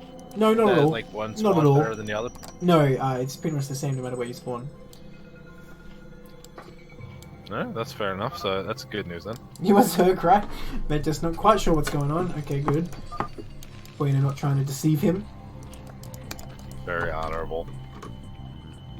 So I'm curious to see if we're going to see the same kind of game we saw the first time from Buena, where it was just he went for that 2-hatch play, didn't really get things done with the mutas, and then was very skimpy on his defense. Where it's like, I didn't do damage, I have to get econ, and just wasn't willing to play it a little slower. Just like, I need to do damage, I need to get money. Like, just real risky, it felt like.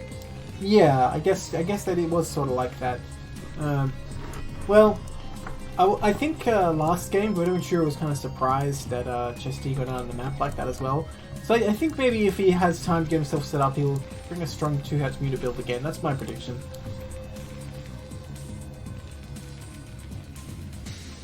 So different build composition from the Terran, Yes. not the barracks at the front, but still This is not way better. together. This is way better. Yeah, you want the barracks in your base. You don't want it out there. I mean, again, it's not going to be a 9-pull, so it's kind of irrelevant, I suppose. But just in general, you don't want the barracks at the front unless you're doing link-proof wall. And even then, it's a little bit of a liability later in the game. So it is hatch first, just from the Zerg. Yeah, absolutely. It's very hard to justify why you wouldn't do hatch first.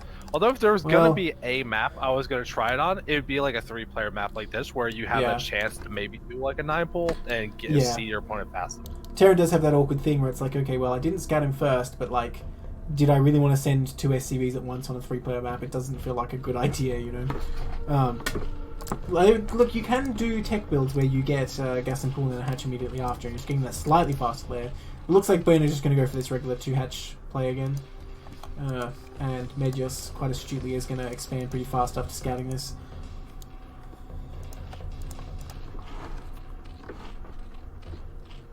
So is there anything for this kind of map though, as far as like Terran building placement, that would be like something you would advise? Like, because we don't know if Buena's going to try to do like any kind of Zergling speed stuff. Like, what are you trying to look for when you're deciding, I'm just going to build stuff in my main versus like maybe some kind of wall?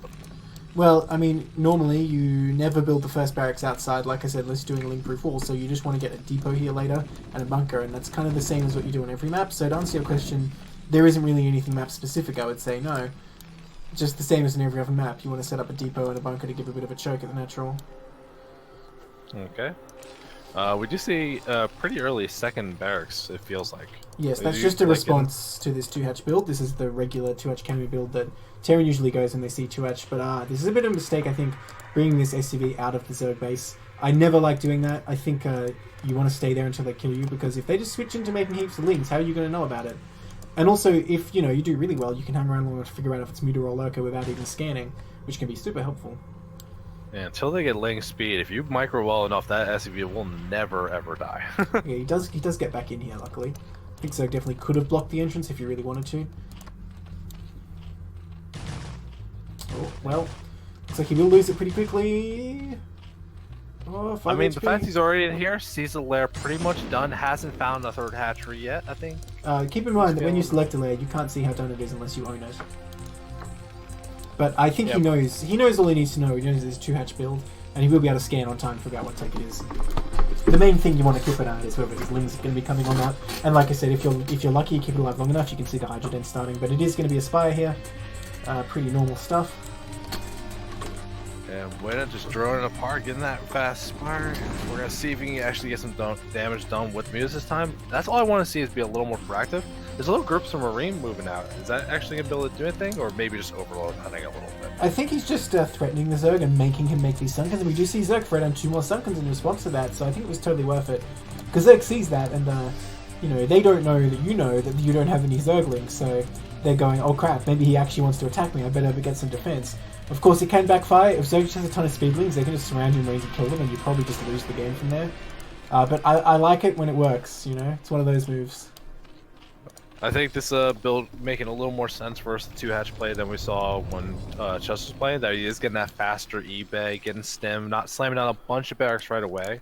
Just going to be content, making sure he doesn't die to the 2-hatch, and then getting to a solid mid game with some upgrades. Yeah. Although, hold on, I say that, there's 2 fire bats. Question mark? Well, you want to move out with this before mutas are out and see if you can bust the front. Of course, with those 3 Sunkens there, 2, potentially 3, I guess, he's not going to be able to do that. Bats? Yeah, 5 bats. Fire bats? 5 bats are pretty good, dude. Gotta kill those Zerglings somehow. So, we're just going to move out here. He's not going to be able to bust this front, I don't think, under any circumstances. But if he can find this third, it'll be a very easy cancel for him, if he can find it. Well, he's kind of going straight there, actually. Maybe he knows already. Catching the little group of Lings out on the map, forcing them to retreat away. So knowing that you're not going to get surrounded by that is already helpful, but Meta's still looking around trying to find a third. It looks like he's in the right spot, but just misclicked it. Not a tiny bit. Well, it didn't start anyway, so you want to kill the drone only anyway. I think maybe Wayne a bit nervous seeing this bio out. He didn't start it. So they kind of did their job anyway.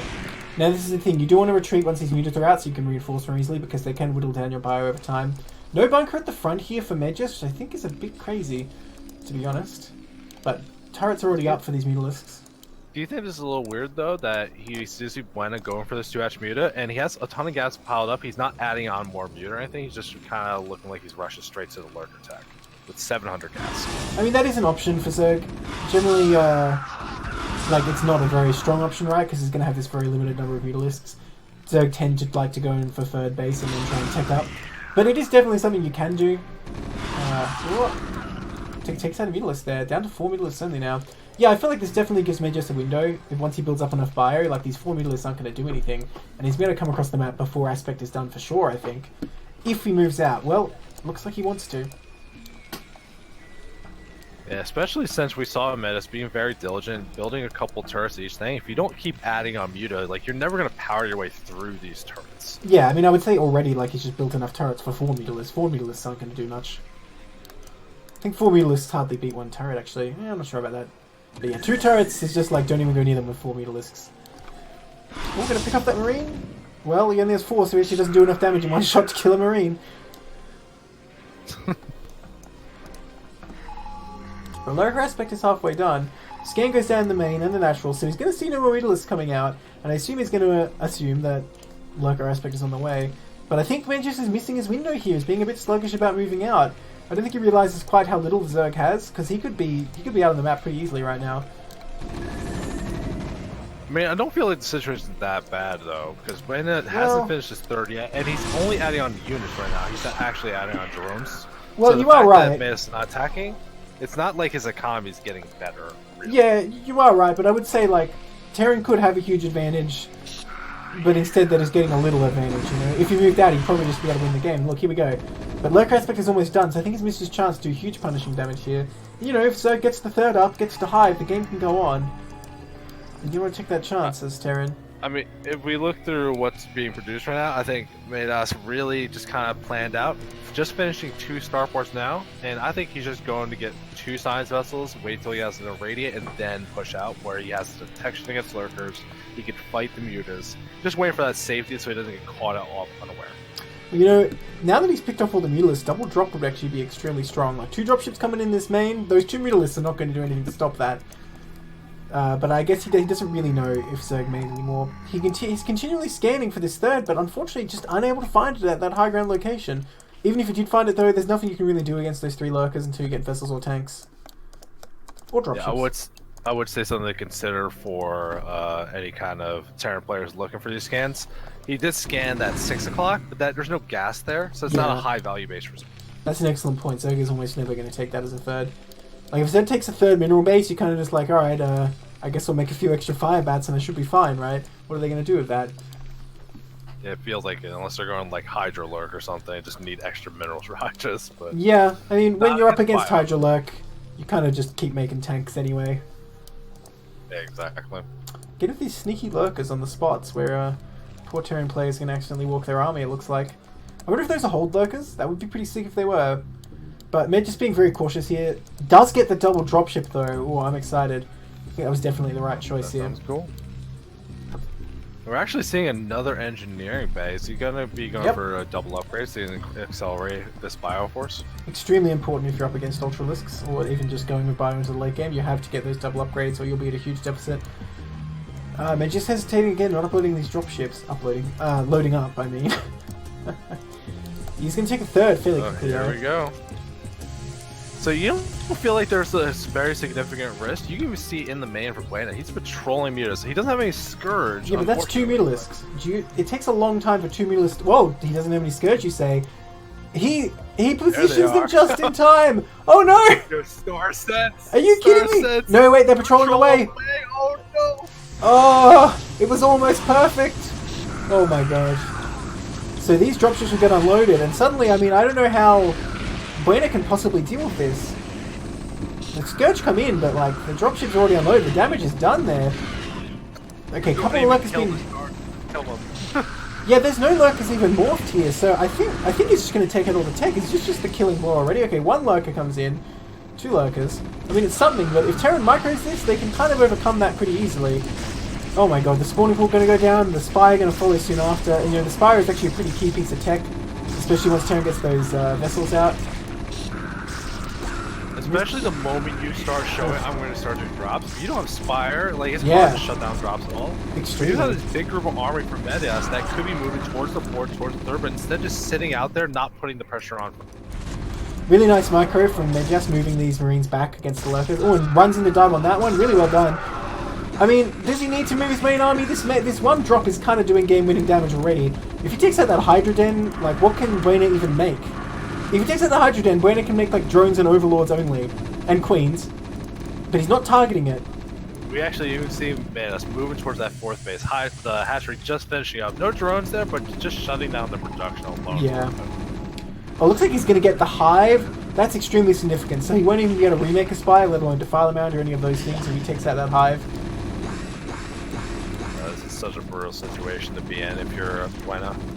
Yeah, I think he's pretty much a dead man walking now. Like, he's still got plenty of money, but he just literally cannot build anything except Hydralisks. And Hydralisks alone aren't very good. Even pure Lurker has its problems. And now they're just knocking on the front door saying, that's only 2 Sunkens. GG. Wow. All it takes is 1 double drop. Yeah, I'm not going to comment about my feeling on Terran and drops. I'm not. That was well executed, although it was 3 seconds away from being a tragedy. Well, I think Zerg has it worse than Protoss because Terran can't easily snipe Protoss tech structures with a drop. That's pretty rare. But Terran dropping Zerg, it's like your drones are going to die, your tech structures are going to die, we're going to kill your hive. You know, if you don't deal with it, it'll kill everything. Yeah, but like, remember that drop? Those Scourge just slightly so close. It was so close to like 30 supply of a drop, right? Yeah, if so they like hit. If that happened, it's wholly different. Messed up again, sorry. Seems to do that every other time, doesn't it? Does your Australian copy of StarCraft just not work sometimes? I've got a bootleg Australian copy, that's right. Seems about right.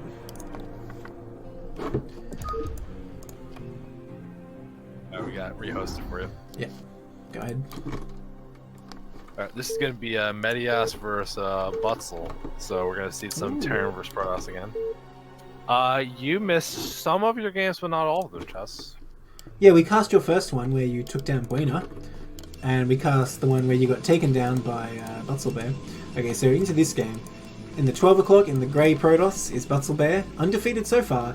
In the bottom left, the dark blue is Medias, taking down Buena as well. Poor Buena, getting smashed in TVZ both times, unfortunately.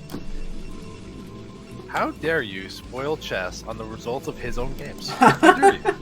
He has no idea. Rip says Chess. Like I said, we only did 1, dude. We still got 3 of your games to go. We did 2. Oh, right. 2 of your games to go. You can watch it on the VOD. It's fine.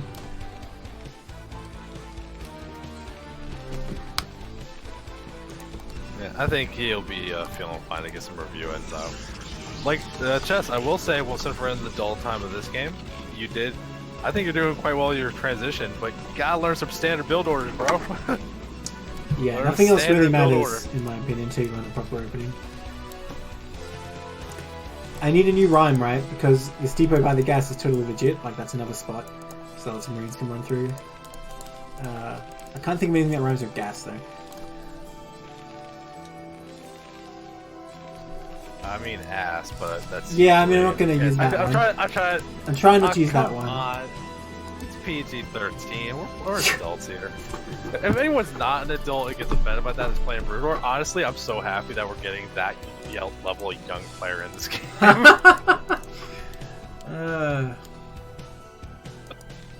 Yeah, this wall very defensive, making sure that there's no opportunity to micro around anything. Absolutely, this is really strong for Terran. Meanwhile, we're seeing nothing particularly interesting from the Pros player. I actually like how he's setting up his base already. That he's putting the gateway as low as possible. Really setting up for I'm gonna need a lot of gateways later. It seemed a little thought out actually. That he's planning it out with us. Oh, well, I was going to say, I don't really think the pylon and the gateway are in a good position in relation to each other, because he's not going to be able to fit, neatly, 4 gateways there. But anyway, I guess we'll see. I can't judge the layout of his base yet. I guess we'll have to wait till there's, 20 gates in here, see how he does. I mean, because he didn't do that in the other game, so I thought this was deliberate, but you could be right that he's just messing it up. He could just be putting them anywhere, man. That's the thing. You can't tell if he has, an exact spot for every single building and it'll be a beautiful work of art when he's done, or if he's just putting them down randomly at this point. Either a genius or an idiot. I'm not sure which yet.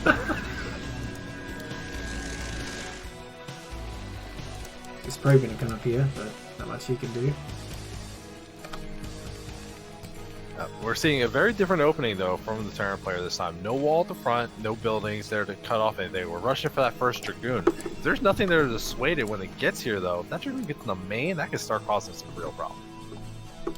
Yeah, definitely could be. I think he's going to get a bunker up fairly soon here, I'm expecting. Either that or he's going to continue to make Marines go like an FD-ish type thing.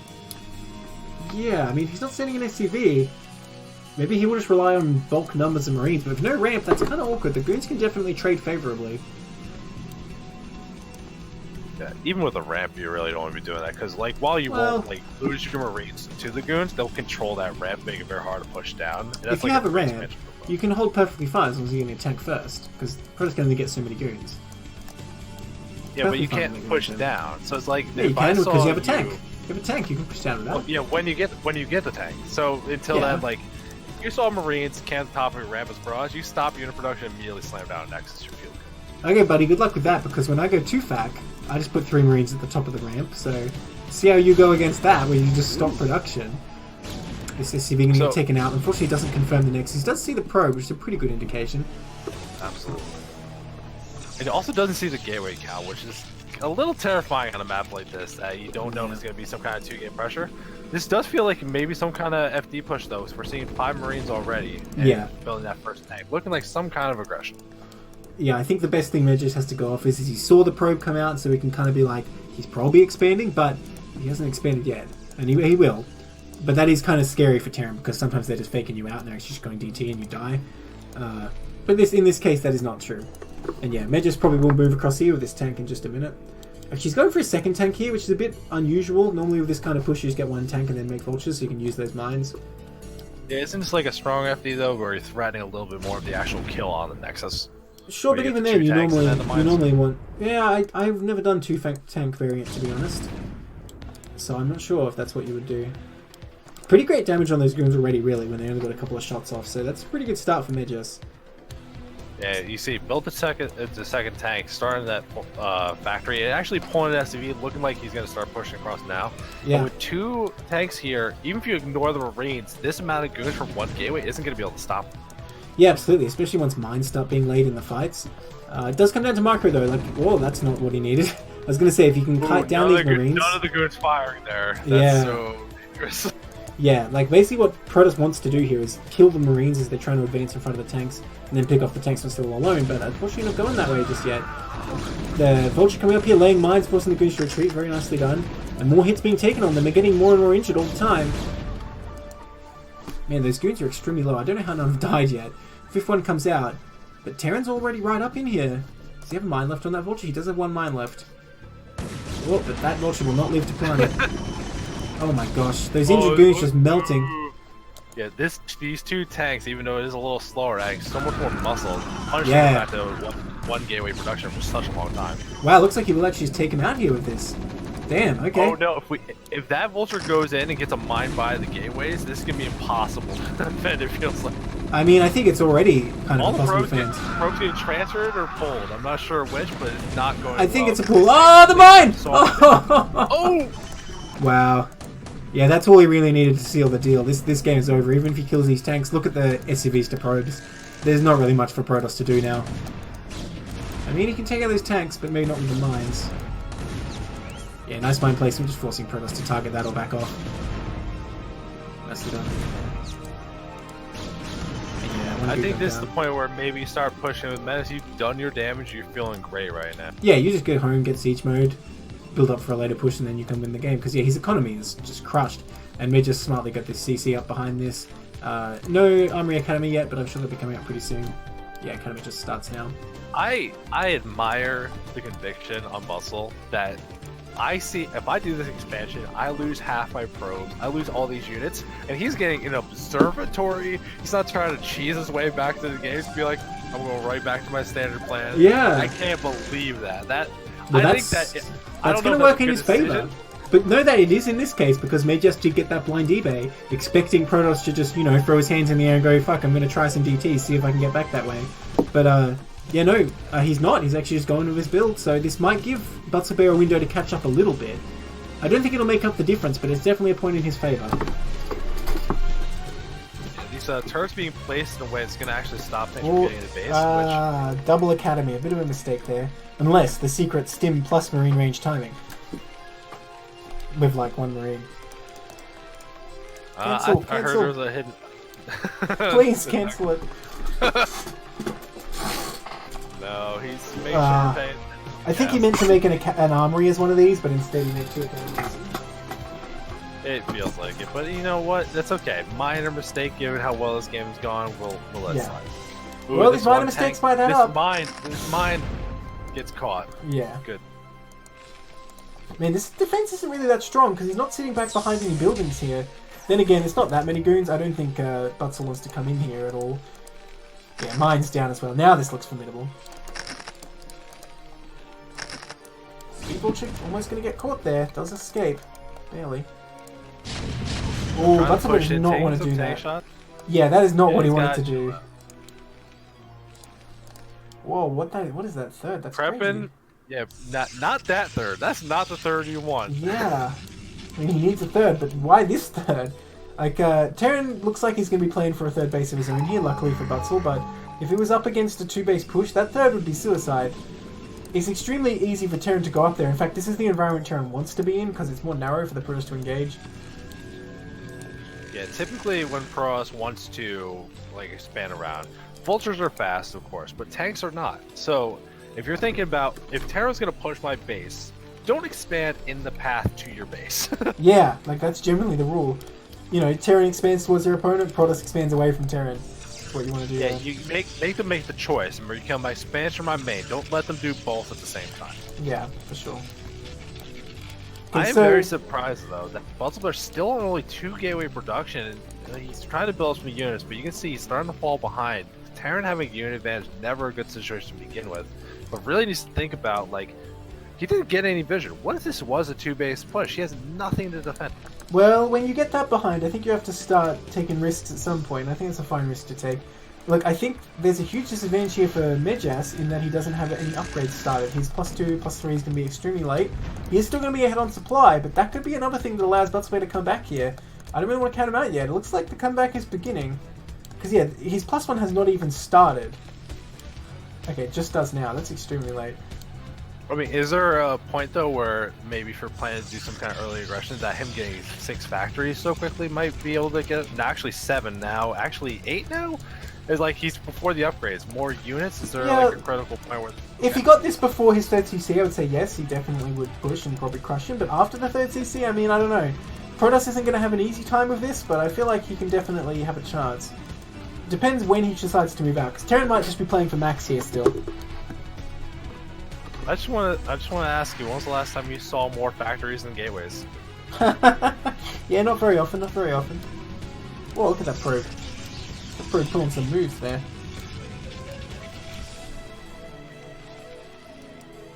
It looks like Medja's just a pretty safe player here. Like I said, getting up that blind eBay before. And just trying to lay mines, defend the expansions he has. Oh, that Vulture went the wrong way. Actual Buttsberg having a good thing right now. His observer placement outside of the natural and up at the third. If we're getting a really good idea what's going on, not getting punched at all. Looks like Butterbear might want to try and come in and attack this third, although I'm not sure that's really a very good move. Okay, no, I think he's just escorting his own probe to get the fourth. But that Vulture is waiting for it. Oh. What? Oh no. Okay, will he get the Nexus down? Will he get the Nexus down? No, he won't. Oh, these goons not doing their job, not properly protecting that probe.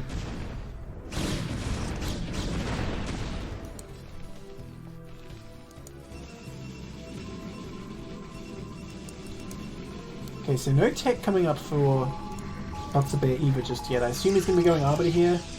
But for now, not even getting a Stargate. Just started Storm, so yeah. looking like he's going to be more on a ground army until he can get to Arbiters later in the game. That might be what he has to do here, yeah. I don't think this is a bad plan, but you can't be on even base if you're trying to do this. Your opponent's going to have such a strong army, you need to have that numbers advantage to actually take a fight like this on the open ground.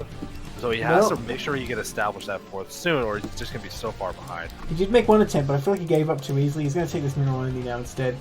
I think, yeah, going Grand Toss for now does kind of make sense, because if you spend all this money on Arbiters, your army's going to be even smaller, and the Terran is already ahead. So I think maybe he has a bit more of a chance if he can land the key storms here.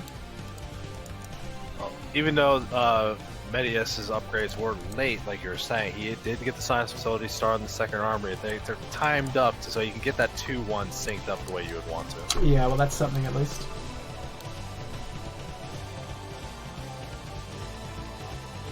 Yeah, always an interesting thing to see with these kind of players. Like, hey, you got a big advantage. What do you do with it? Like, are you taking extra expansions? Or are you going for the throat? Do you want to go for late game upgrades? Just the decisions they make. And the fact that Medius didn't keep pushing attack, but also wasn't going for like late term upgrades or big infrastructure or anything, it feels like maybe conflicting goals.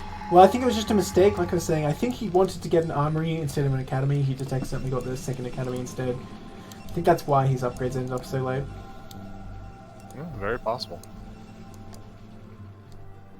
You can set up custom hotkeys so they're not on the same button. Yeah, but it's so convenient. A is such an easy key to reach, dude. These vultures gonna get bullied away by these goons again. But somebody doing a good job of kind of trying to control these vultures on the map so far. But it looks like Medjas might be thinking of pushing out right now. He's unseating some of his tanks. He needs to stop fighting vultures versus goons though. He really needs to just run these away.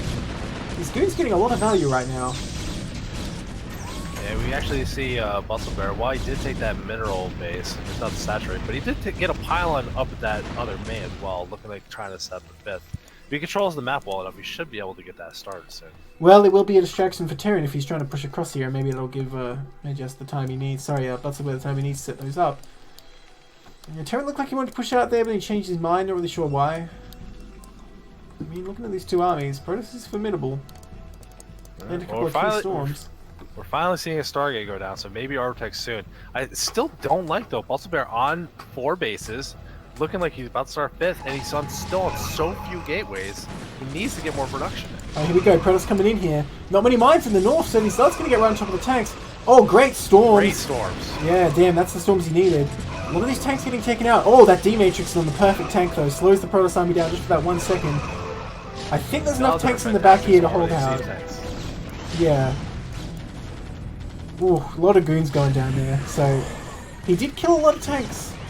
Honestly, I'm not sure who this favors. Both players kind of just smashing each other apart, and then generally that favors the Protoss. I would say it favors Terran here, because while he did kill a lot of tanks, he didn't kill all of them. And he lost all his goons, basically. He lost all his goons, he like lost one all got his away. and he just doesn't have the production to re-establish it. Yeah, Medja's smartly going to come out here on the map and take this position where he can threaten this third, and as we were talking about, this third being so close to Terran, it's extremely easy to get into the position where he can siege it. Yeah, and some people not aware, which I believe you informed me on one of the casts, this isn't actually high ground. Yeah, it's right? fake. It's fake, it doesn't do anything. You can see, you don't miss, it just doesn't do anything at all that you expect high ground to do. I mean, these things do block you from walking. The units can't just step up the cliff at least, but that's about it. Okay, so Butterbear actually having to run away from this third. I do like that he's preserving these probes, but like this is a huge blow already, especially when Terran was already on 3 bases as well. Well, so this is definitely going to be hard to deal with, but he did start the Nexus at that 4th location. He does have the mineral only, and he is pulling the classic Protoss move. Extra Stargates, +1 weapons, fleet beacon, you know what he's got. Oh, of course. He does have a lot more money banked up for that, I suppose. But it's going to be quite a while until those carriers are going to be online and have enough interceptors to do anything. I'm not sure he's going to survive that long, because Terran's not far from his main. Well, if he does survive that long, there is like no Goliaths, which is hard main. Yeah, we got so 3 right now. If well, he survives, he's making 3 carriers right now. There's definitely going to be a lot of value when he reveals the carriers, but I think because Terran already is going to have like +3 pretty fast, and the carrier upgrades really are very behind, as long as Medjas isn't like close to death when the reveal happens, he's going to be fine. Oh, I like this backstab though. That's a good move. That's definitely what you want to do. You don't want to engage this army head on. You're going to catch a couple things out, but honestly, Medjas has no reason not to keep pushing through the base. There's no units that would actually stop him. Yeah, I mean, he does pull some units back here. There's not that many goons here, so his vultures can be reasonably effective. Ooh, a lot of zealots coming in behind here, but there's so many tanks sieged up. Nice D-Matrix again. Yes, fantastic. Well, when there's no arbiters around EMP, I guess that's a good use of your energy. I actually was expecting the EMP just the zealots to kill them faster since they're all grouped I mean, up. the shields are the part that goes away quickest anyway, so it doesn't have that much impact, to be honest. Yeah, it doesn't make a tremendous difference. Buzzlebear's main mined out now, so losing more of his economy. Although Medjas in the same situation, that he hasn't actually established another base really, just finally starting at a 4th, but not finished yet. Well, Buzzlebear's now 4th, was 5th. Doesn't have that many probes at it either, though. So both players in pretty bad economic shape, to be honest. And Buzzlebear... Yeah, I mean, I don't know. I'm still not sold that they're going to be enough. The Goliaths do get taken out, but so what? If Medjas loses this whole army, I still don't think he's not in a game-winning position. Well, he's going to siege. I assume Medjas is going to retreat here. Yep. Critical mistake, though, from Buzzlebear. Did not research the carrier capacity upgrade while they were building. So he actually only has 4 interceptors per carrier. Oh, that's pretty bad. Critically bad. They could be twice as good. But his tank's still getting value even while they're getting slaughtered by carriers. So it's +1 attack, +2 armor is going to finish up in just a little bit, and +3 attack for the Terran. And we already see it immediately. The moment carriers revealed, Charm boosts are being upgraded. Medjas finds this space. I think, I don't think Buzzlebear has much of a chance about this hidden base here.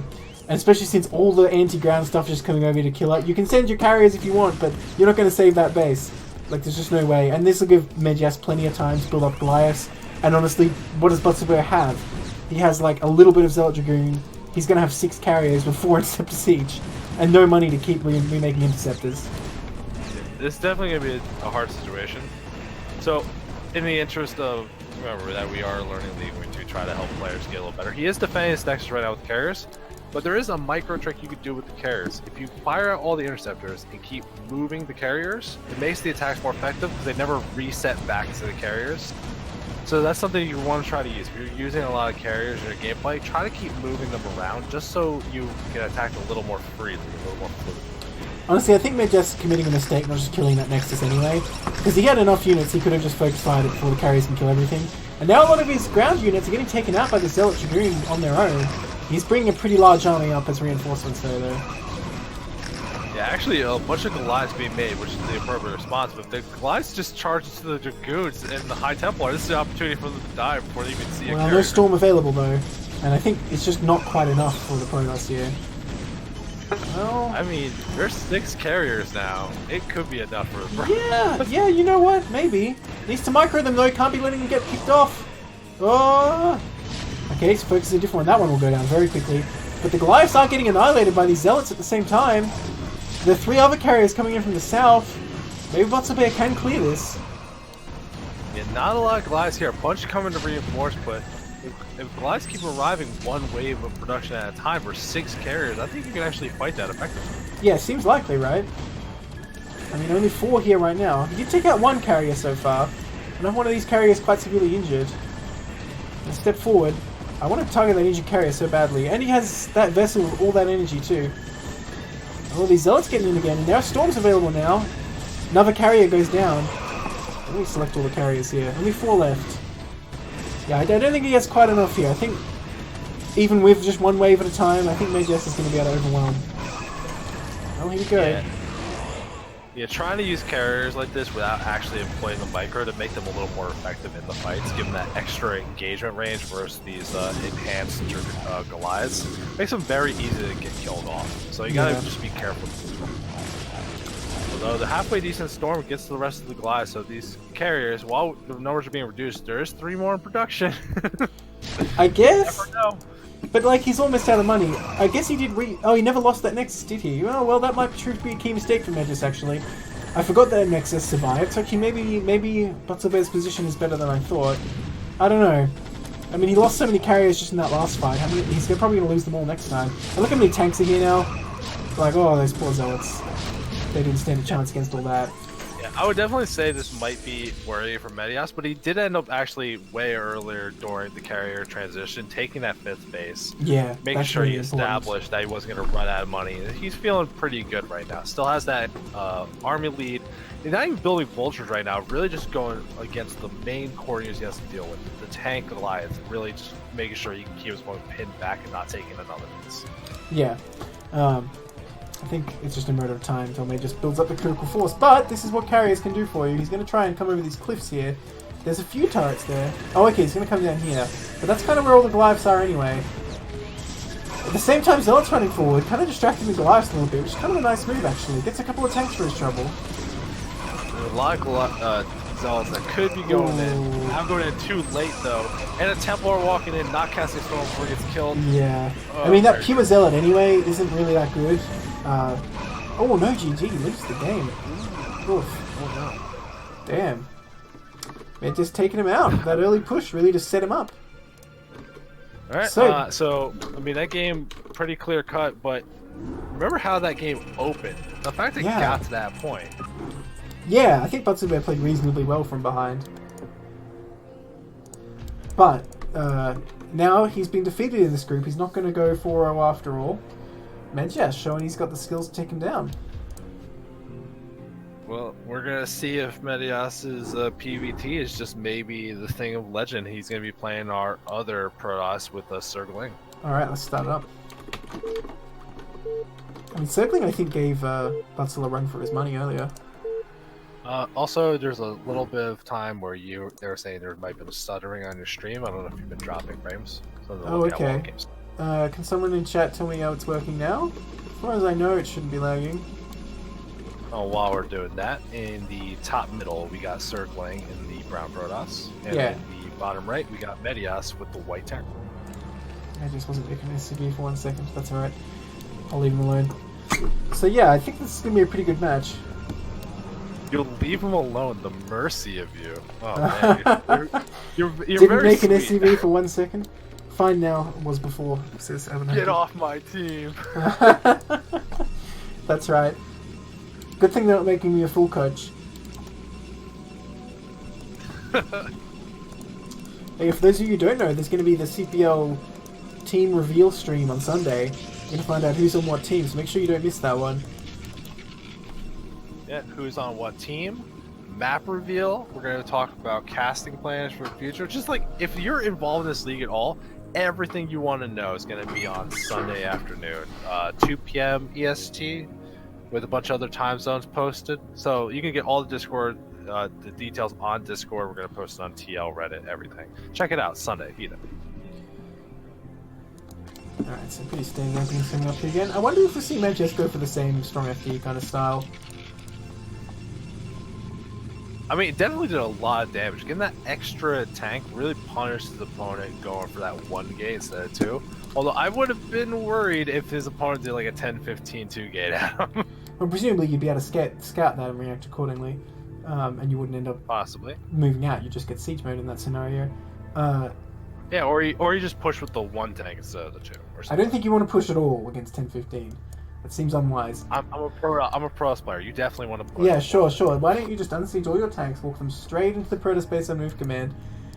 Look, I think last game, Medjas did execute a good push, but a lot of it came down to his opponent's mismicro with those goons. Really gave him a lot of free shots there. So it might not work as well on Circling. Yeah. So real quick, Frozen Right saying that's it. 6 a.m. for him. It's going to be on a VOD, the team reveal stream, and it's also going to be rebroadcast at a more time zone friendly thing for you. That time zone. You said 2 p.m. Eastern, right?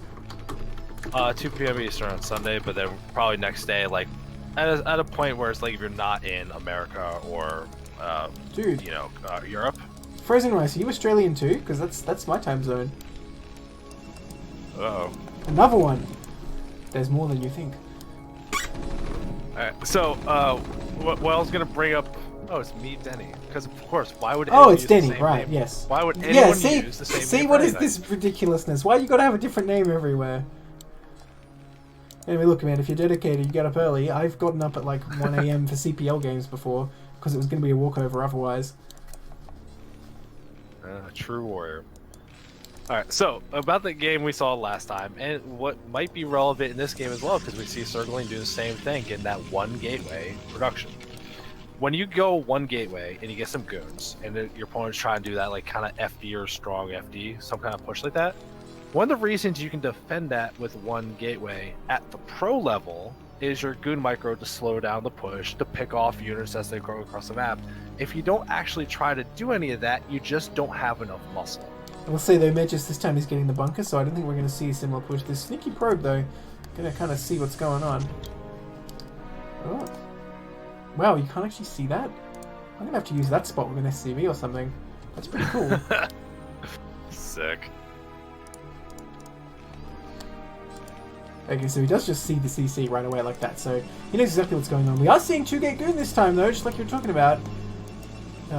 And they just a little later than the full commitment. Yes. It's a little later than the full commitment to really get some damage done where you have to do some damage.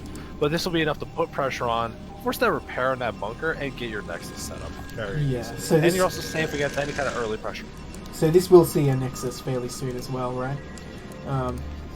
If Medjus doesn't get like siege mode or mines up fairly quickly, it can be pretty tough to defend against this.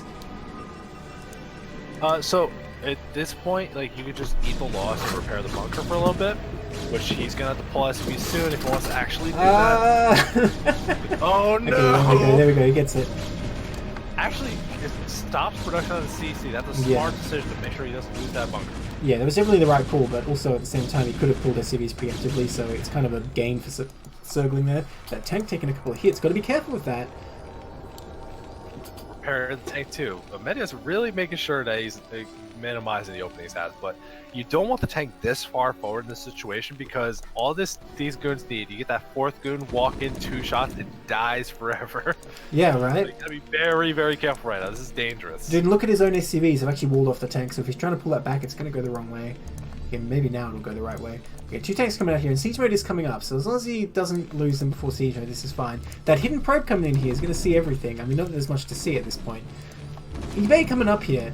Now, normally against 10-15, you kind of do this blind, but against this 2-gate expand type build, I'm not so sure about this. I don't think it's really necessary. But, I mean, maybe that's just how Medjus likes to play. We saw him do that last game as well. I mean, I don't really particularly like what's happening from the pro side of this. You get this 2-gate, you haven't really done a lot of damage. You didn't get that first tank, you didn't really force a lot of repair in the bunker or anything. Because you can be attacking this bunker until siege is done. Well, hopefully so you can easily micro around. Hopefully Protoss can take his advantage in that he'll have a few more guns out earlier to deny vultures on the map and slow down Terran extending to the 3rd. I think that's how you play this as Protoss. I think his position is okay. A little bit behind the Terran, but I don't think it's terrible. Well, especially with these blind turrets, I think that's setting Terran back a bit unnecessarily. Well, the other main thing that you're going to do as Protoss in this situation, that if you go for this 2-gate, you're going to put pressure on, and then you realize, oh, I'm not going to kill him, I'm not going to do damage. A lot of people take a very fast 3rd, which he's not setting up to do yet. Yeah, that is a good point, actually. Getting a 3rd gate here, he might be going for that 3rd denial strategy, where you just like mess up on gates and just, if Terran ever tries to take a 3rd, you just pounce on them. That might be what he's attempting to do here. A little harder on a map like this than compared to, like, say, a Fighting Spirit, though, where you don't have that easy 3rd with the high ground advantage, where it's like impossible to break up and to fight some units. So not quite as effective here as I think it is on other maps. I think there's definitely still opportunities there because it's a fairly wide distance to get up to that 3rd. It's not the closest. a fun thing that we're seeing that's about to finish for our pros player. I see a shuttle bay. This guy wants to either go for some reavers or he's going for reavers. I'm not gonna pretend like he's just getting shuttles. No, man, he could just be trying to just getting reavers. Speed shuttle dropping goons in the Terran base. I don't know. So if he is going to reaver though, a little unoptimized. You want to get the shuttle first and the bay after because the build times line up better.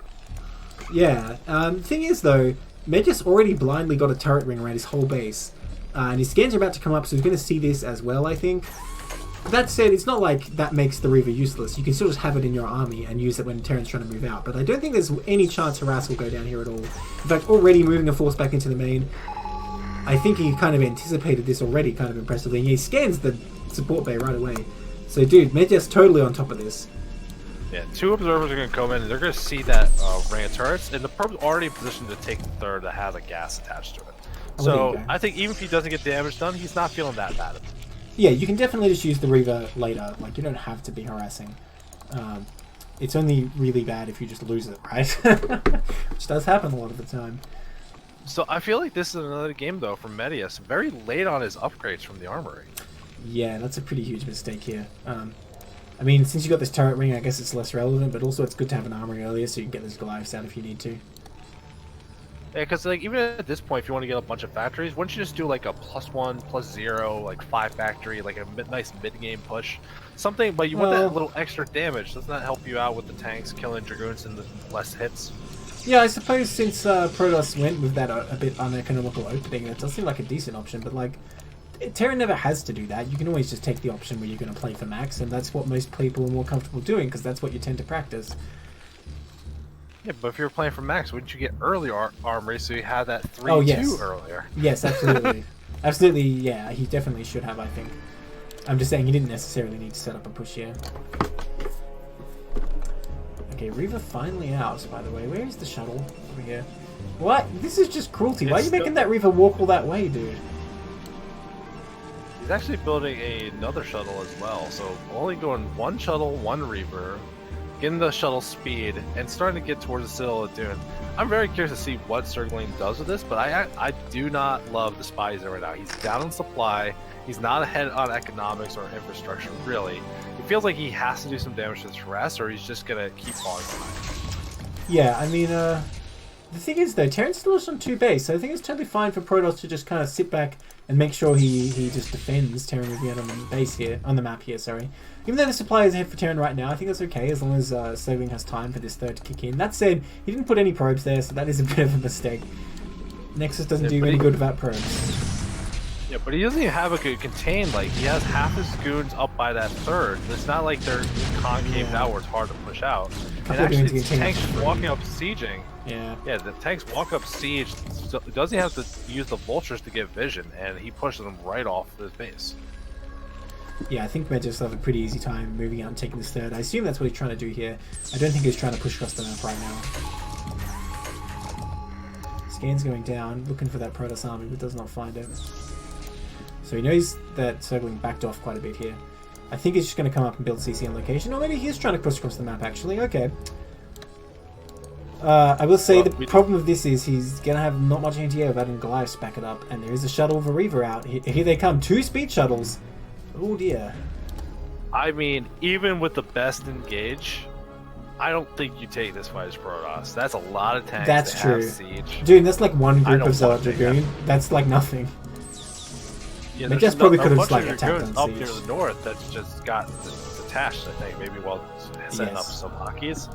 And you can see the vultures paying around trying to find out how many bases does this Protoss have that he's not killing. Oh, the goons! Oh my god. That was a hit he did not need to take. But he's going to come in here. There's no anti-air, but the vultures are kind of mixed in here, so I don't think he's going to do too much with this. I mean, yeah, I don't know if it's even still worth it, to be honest. He's just dropping a couple zealots. That was worth it. That zealot. 4 tanks for 1 zealot? I mean, sorry, 4 zealots for 1 tank? I'm not so sure. It was 2. No, I don't think he got 2 tanks there. I think he only got 1. No, 2 zealots. No, it was 4. It was 4. 2 shuttles had 2 zealots each. But the second part, I actually killed some stuff. Okay, yeah, but like that wouldn't have killed it if the first one didn't drop as well. So overall, I'm trying to positive spin this for Protoss. Don't fool Paul Sergling. If Sergling watches this, he's gonna say, "Oh, Saetzero said that was a good drop. I'll do that again." But no, I'm trying to help him, man. That was not worth it. It was not worth it. Well, also, even just in the fact that it's like, when you're looking at a situation like this, if you're not really doing critical damage, you don't want to be trading small groups you use anyway. It's not building your ground advantage. It's not protecting your bases. It's just kind of dropping stuff to drop stuff. Yeah, he definitely didn't need to be busting this position just now as well, right? So it might have been better to wait till he had like Storm. You can like drop the Zealots and then Storm the tanks can do huge damage. Yeah. Okay, here comes Mages. Like this group of army has the middle map. This could have been chilling at the third and stopping and slowing this down a little bit. But instead, it's just on the map, not really doing anything. Not even a spot to really catch vultures trying to run by and harass. Yeah, they're just doing a good job of just scanning around trying to find the Protoss army. But this common mistake, your tank's getting split here, trying to go on either side of the high ground. These ones are a bit exposed. Thing is though, if Protoss does commit to attack those ones on the high ground, could definitely shoot down. I mean, in any case, I don't think Protoss really wants to engage this. That is so many tanks. But Protoss has been able to catch up on supply, despite again that slightly deficit opening. Well, I mean, you see how this is pulling out. Medias has a very strong force. He's keeping very clumped together and like making sure everything works. Circulating, about to finish Arbiter Tribunal. That's the unit you can use to break your way around this kind of setup where it's just one strong point. Well, just screw it. I'm never going to that point. Okay, looks like Circling wants to come into a Storm Drop here. With only one Zealot, I'm not so sure. Oh, actually, this could work. Drop him. This could work. Oh, drops the Templar first. No. Oh, that is a huge storm. Oh my god. Although he did engage into the army and lost a giant group of supply trying to fight his way through the... Yeah, that's a bit unfortunate. Like a control group trying to fight his way through. So he got some SCVs, but lost too much army to make it worth it. Oh, okay. I just heard that going on. I didn't actually see it, so that was actually pretty unfortunate. He got quite a few SCVs, but not as much as he could because he had 2 storms there, but he only cast 1. So yeah, I guess the drop was good, but that little engage, definitely not. Oh my god. This is a man who does not want to be dropped. Look at this third.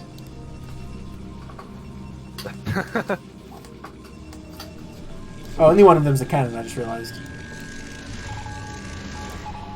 I mean, he's still making sure that third's just money and you never harass it. I appreciate it. Oh, another drop going down here. I didn't really see what he's dropping. Just dropping Zealots on again, I think. Yeah, he's just trying to get some damage up. Well, I don't know about that. Ooh. How does he pick that up in time? Wow. That was just like a tease for the Terran, like, hey look, I've still got a Reaver. What are you going to do about it? Oh my god. That was pretty ballsy that he even dropped that at all.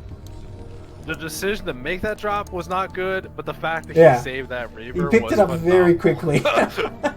Yeah, you're just dead right there. Alright, well, I mean, Protoss supply is kind of dwindling after all these little engages, though. Terran army's getting more and more spread out, though. We got Arbors on the way. It's going to be hard for Terran to keep pushing out if you want to keep things clumped together and make sure everything's really stable. Hey, and this engage is actually pretty good because the tanks are spread too thinly, really, to assist this. So a lot of vultures getting taken out. Yeah, you know what? That Zealot drop I don't mind so much. Okay, I know. I guess he could have picked them up. Well, these shuttles, man. This is the thing I actually love right now. Medias taking that forth. Even if that's a mineral, just like realizing that Pro's never going to be able to actually walk down there. Yeah. This is what you... Yeah, actually, it's really cool how Medias is just taking over space on the map here. He's not necessarily going for a kill, but he's just, you know, he's treating every meter one as a game, kind of like TBT almost. And yeah, when you set up all these mines, it's very difficult for Protoss coming here. Oh, that's a tiny Protoss force attacking. That's going to get decimated by these tanks. Yeah, I mean, these shuttles still trying. That Reaver still desperately wants its first kill. But it ain't gonna happen. Oh no, that's a lot of goons going down too. That fight went tragically wrong. Yeah, and Segling's macro really not keeping up here. He has such a bank and he's not able to max out. Still only on 3 bases to the Terran's about to be 4. And I think Terran's not going to have too much trouble securing a 5th base here as he pushes.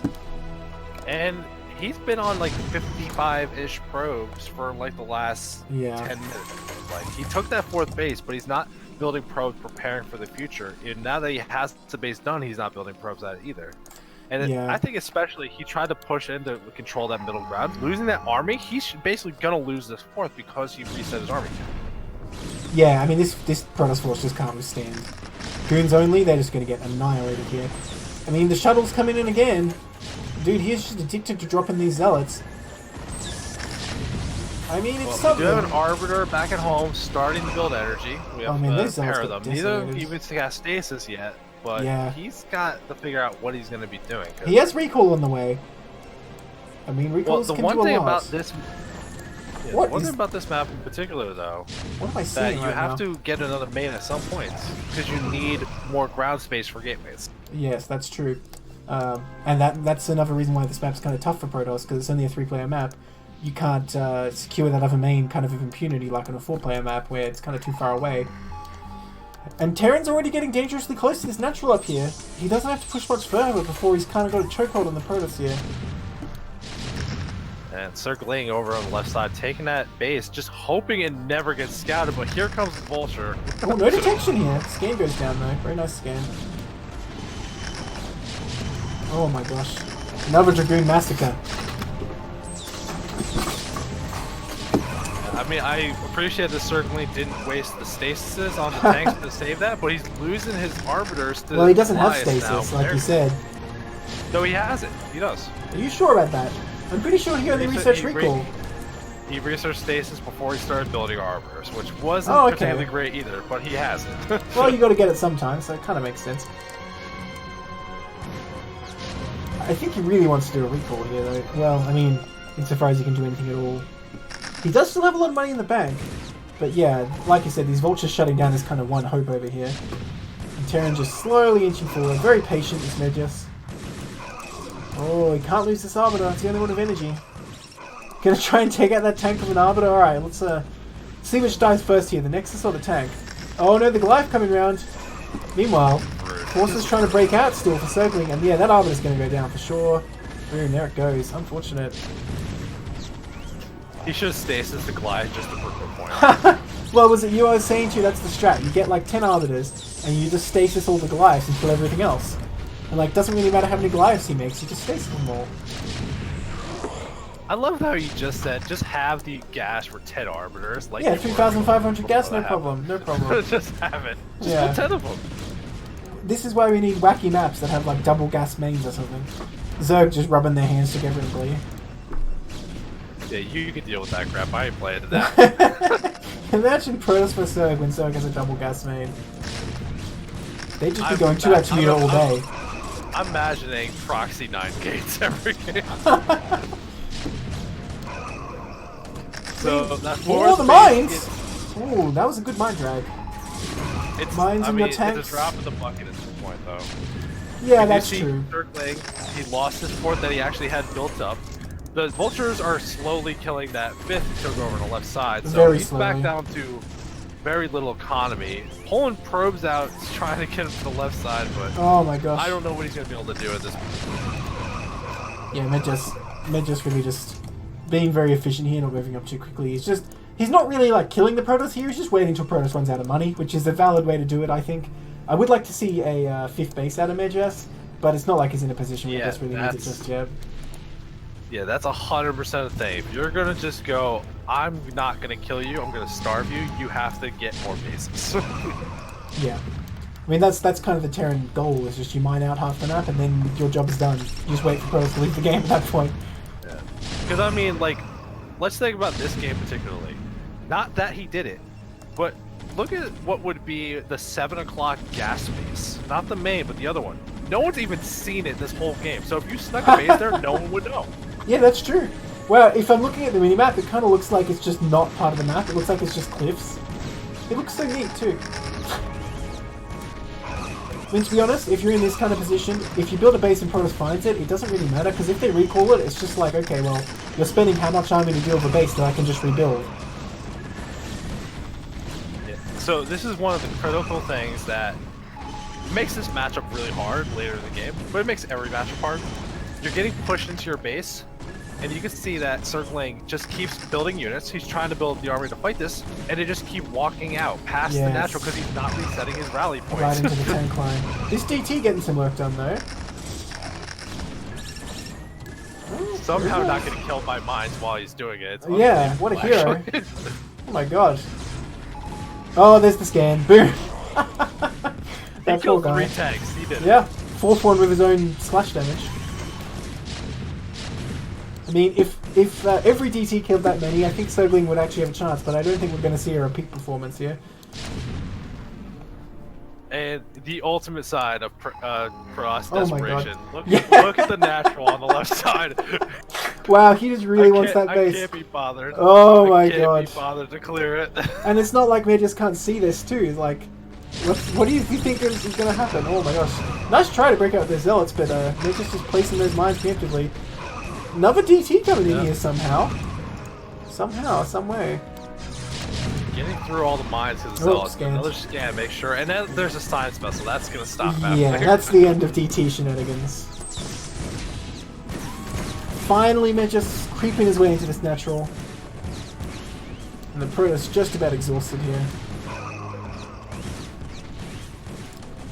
Did we see a single Arbiter spell be cast this game? I don't think we did. I saw one stasis hit 2 tanks. I didn't see that, huh? Well, I good feel for like it him. wasn't during a fight though. I think the Arbiter was about to die. He just casted it. GG. I just saw him stasis after. Alright. Good I'm game. just going to take a 1-second break after that one. We'll play by Medjus again.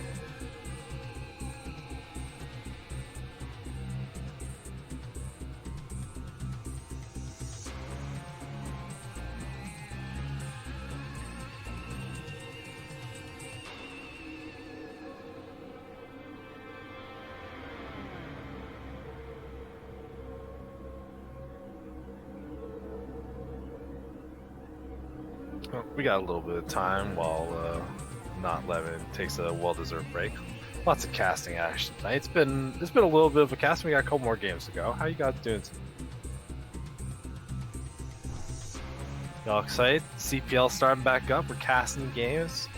Team reveal stream on Sunday. Find out who's on what team. Find out what maps we're playing. Find out plans for casting for the future. If you want to get involved in casting, find out how to do that too. Find out everything this Sunday. Check out the Discord for details. Alright, I'm back. Welcome back. Alright, so I got the game up. We got 2 more games this evening. Alright, I know who features in both of them. Do you now? Yes, start up the game, please. You can't tell me what to do. Just did. I started on my own volition, you bully. That's what you think. Snipe, put me on a different team. You're in the chat. You saw this. Neblime bully confirmed. Alright, the 12 o'clock. We have Circling, getting taken down by Medjus just now. The orange Protoss, and at the bottom right, the teal Terran is Chess T. Teal, of course, being the color of heroes in the campaign, so I think Chess T is obviously the hero in this game. No, elaborate on that. The heroes? What heroes? Yeah, Have you played the Terran campaign? Yeah, like Heroes? Raynor and Kerrigan and whatever, they're all teal. All the hero units you get in the campaign are teal. So we're gonna call Kerrigan the traitor into another race. We're gonna call them hero. We're gonna call Terrans a hero. Dude, I just realized Chess T is like... you know what? Go ahead. Go. Chess T is like Kerrigan in reverse. Like, first he was Zerg, then he became Terran. He's Kerrigan in SC2. yeah, that's right. That's right. Oh man, that's like a pretty big put down there. Oh. You gotta get an image of that chest. You just waking up on a bed like in a cold sweat in a Terran uniform. Someone make this. I want this. Oh, this is a rough one, says Chess. Ooh, interesting. Okay, so we're He's seeing the hero. We're seeing a pylon scout from Circling a little earlier than you really have to do in this matchup. I like You're not in a pylon scout, particular though. rush unless if you're not. Really, you think so? Oh, when I play Protoss, I always pylon scout, because if you get the one scout, then you start messing with their barracks. You can steal their gas. You know exactly what they're doing. I think it's great. Is that because you have good pro micro, or just as a strategy decision? I mean, I think it's a strategy decision. It doesn't really depend on your micro that much. Even if both players micro perfectly, it's still annoying for Terran to have to deal with that. By the way, Chesty not heeding the rhymes right here. This barracks isn't touching anything. I hope he's going to put a depot there. That's all I can hope for. I mean, we will see. I mean, so far, Protoss not doing anything too aggressive. He might not even make a Zealot here, I don't think. So probably Chesty will be alright. It's you have to be really confident in your Zealot control to go Zealot before core, I feel like, in these kind of matchups. Well, actually, I think part of it is, and why we keep seeing it in the pro meta, even though they kind of out-micro pretty well, is you have to mix that kind of thing in so that Terran can't feel confident getting away with CC first and things like that. If you're up against a player and you go, oh, Zergling never makes a Zealot, then you just go CC first, you're in a great spot. But if you know there's a chance they might, it makes it a lot less attractive. Because yeah, I feel like if Terran plays perfectly, like any kind of Zealot build is really not good at all as long as they're just going a normal gas build. It only makes sense when Terran's doing something greedy. I mean, so if you want to punish some CC first, I'm not trying to corrupt the young people. I'm not trying to judge them. But did you know that 10-15 gate kills lots of things? You can hold 10-15 to CC first. You just have to be good at repairing the bunker. Well, we've seen games tonight where that is harder than you would anticipate. We do see the bunker going up, though. Look, I stand by my statement that if everyone plays perfectly, well, that's what I'm going off here. If everyone plays perfectly, CC first is fine against 10-15. Of course, in that scenario, the Protoss can proxy a robo, then it gets a bit wild. Okay, so we're going to see this 2-gate expand again, pretty similar to like we did last game. See how... This is actually a little bit of an earlier gate than we were expecting to see from last game. He was a little bit later last time, so maybe we're going to be able to put a little more pressure on the bunker. Chesty with an extremely early eBay here, before he even gets his like machine shop, I think this is going to hurt him a lot because it's going to delay him getting a siege tank. And/or siege mode. I mean, you can afford one or the other this way, but yeah, his CC will be late. I just don't like this eBay timing at all, because he didn't scout like a Citadel or something already done. I want you, with Chess in the chat, to look at what he has in his bunker, and he has an SUV just hanging out. I know, I've been looking at that already, don't worry, I selected it already. So he's seeing his mistakes. I wish they could attack when like things look close enough. That'd be sick if like you just get like SUV melee attacks coming out there. That'd actually be half decent against Zerglings. Like, say you're up against a 4-pool, you've only got one Marine or something, and you put 3 SCVs in there. That sounds pretty awesome. We are seeing a bit of an aggressive build from Zergling. He's not getting that early next. He's actually going for the robo. Either plan to do some kind of Reaver play or harass, or maybe just really wants to be safe, get that observer, make sure that Chess is trying to do some cheesy. What is he going to do with this pylon? Because he already put the robo in his main. I'm not sure what's happening with this. I am not sure, but usually when you put pylons in a position like that, it's just a spotted drop. Okay, so just going with mines first here. Against 2-gate expand, I think it's a bit iffy. You can put mines to defend yourself, I suppose, but you can't get on the map as easily. I don't know, I guess we'll see what he makes happen with it. You want a tank. You need a tank. Yeah, I think against 2-gate, I think a tank's definitely preferable. I don't know, if you can sneak a Vulture past this somehow, it's great, but I just don't see how that's going to happen. Like, he's going to try. Yeah, yeah. Gets the mine. Is the mine going to go all the time? Do we got the micro? Oh! Yeah, see, that wasn't really that helpful. Yeah, Chet's actually getting an academy very fast again. Maybe a little extra scared of DTs, maybe some bad ladder experience. And he needs to pull more stuff to repair his bunker. Need one SCV per goon, or that bunker will die soon. It's gonna die, man. This bunker will not survive. Watch. Baron's dead. Oh! One more. There you go. Ooh, now this is where you want to be. Well, Chesty can lay some mines here. Oh, no, he can't. And 4 goons. Like, Marines are no match for 4 goons. Even his SCV's having a hard time.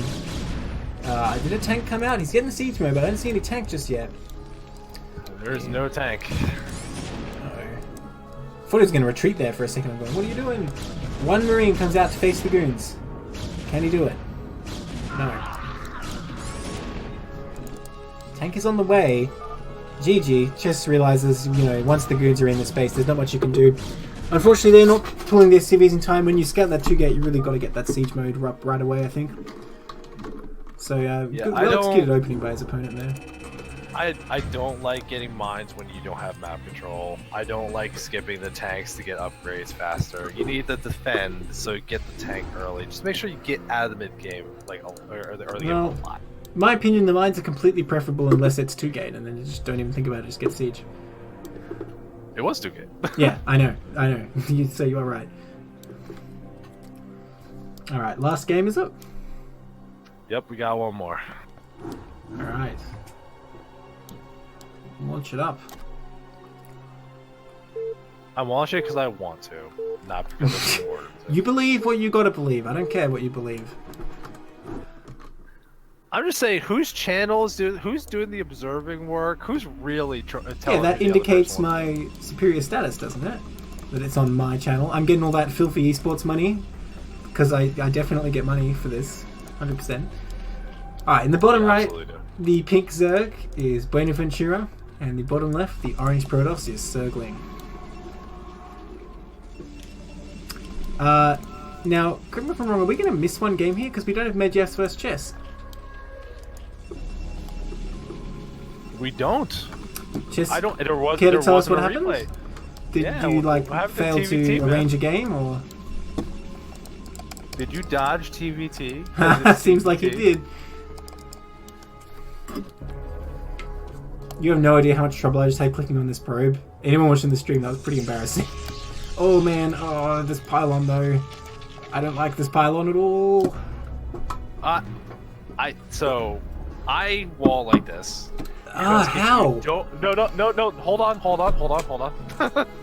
If you don't know what the walls are, yes, go on. a good basic. I need to not immediately just get destroyed. The guideline is gateway, then a forge, and then a pylon, and it has 2 holes. But then there's this bit at the top. Expecting. There's going to be 2 holes and this bit at the top. No, this will be 2 holes. You should be. You can. Oh, I see what you mean. Yeah. I see what you mean by that. There's one at the pylon, and there's one at the top. Yeah, okay. I do see how this is going to work now. I guess that's not terrible. I still don't like it. No, it's not great. It's for I don't know the wall on this map. This is close enough. Fair enough.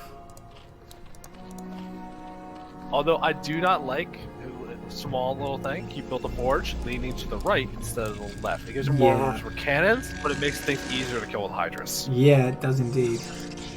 I'm gonna go cannon nexus here. It is just an open pool, of course.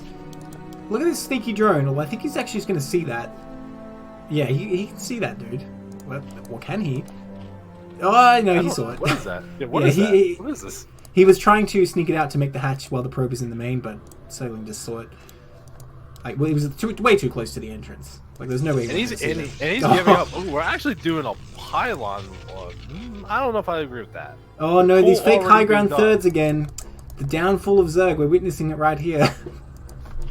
Oh dear. Actually, Buena maybe getting the good advantage of this. Didn't build any links. Has their own pole. Didn't build links. No, force because the cannon, force the free pylon. Maybe. No, because his hatchery's already delayed. Yeah, he's not like engaging with that block, but the block is already successful if he has to walk all the way over there and get that hatchery. I think this is terrible for Zerg, getting this hatch in a location that's easily killed and delaying it. I don't know if this is original plan, but now he's getting gas on 2 hatcheries, which is pretty like balls to the wall. So I'm not liking Zerg's position at all. Well, also just look at the Protoss base. This Nexus still isn't up yet. Not as bad as it seems. I disagree completely. Did anyone in chat want to argue that Zerg is in a good position here? He still only has 2 hatcheries, man. Look at how much he's banking. Yeah, he is banking a lot. I'm not going to say he's not banking a lot. He's definitely banking a lot. But I think if I'm looking at this... that's because he couldn't get his hatchery down. Okay, I can't argue with that. He did get the hatchery down. But, like, I don't think he's in that bad spot. Like, look, he spent the money now. It's not that bad. Yeah, alright. We'll see. This probe gets in. Oh my god. Get him, boys. He will get taken out. Nicely done by Buenaventura there. Using the drones to shepherd it. This does open up circling some Zerg aggression. Yeah, I don't like that he actually tried to use the drones. I should have gone straight to third. Like, he's already low on probes. or low on drones, you know? Oh, well, you know Zerg. They don't need that many drones. Oh, sure. They're just like, yeah, I've got 30 drones. It's probably enough for this game. It's so in a nutshell. You know, I'm like 70 SCVs. Maybe I should make some more. So something that seems off to me, and you can correct me if I'm wrong. He had the gateway before the Nexus.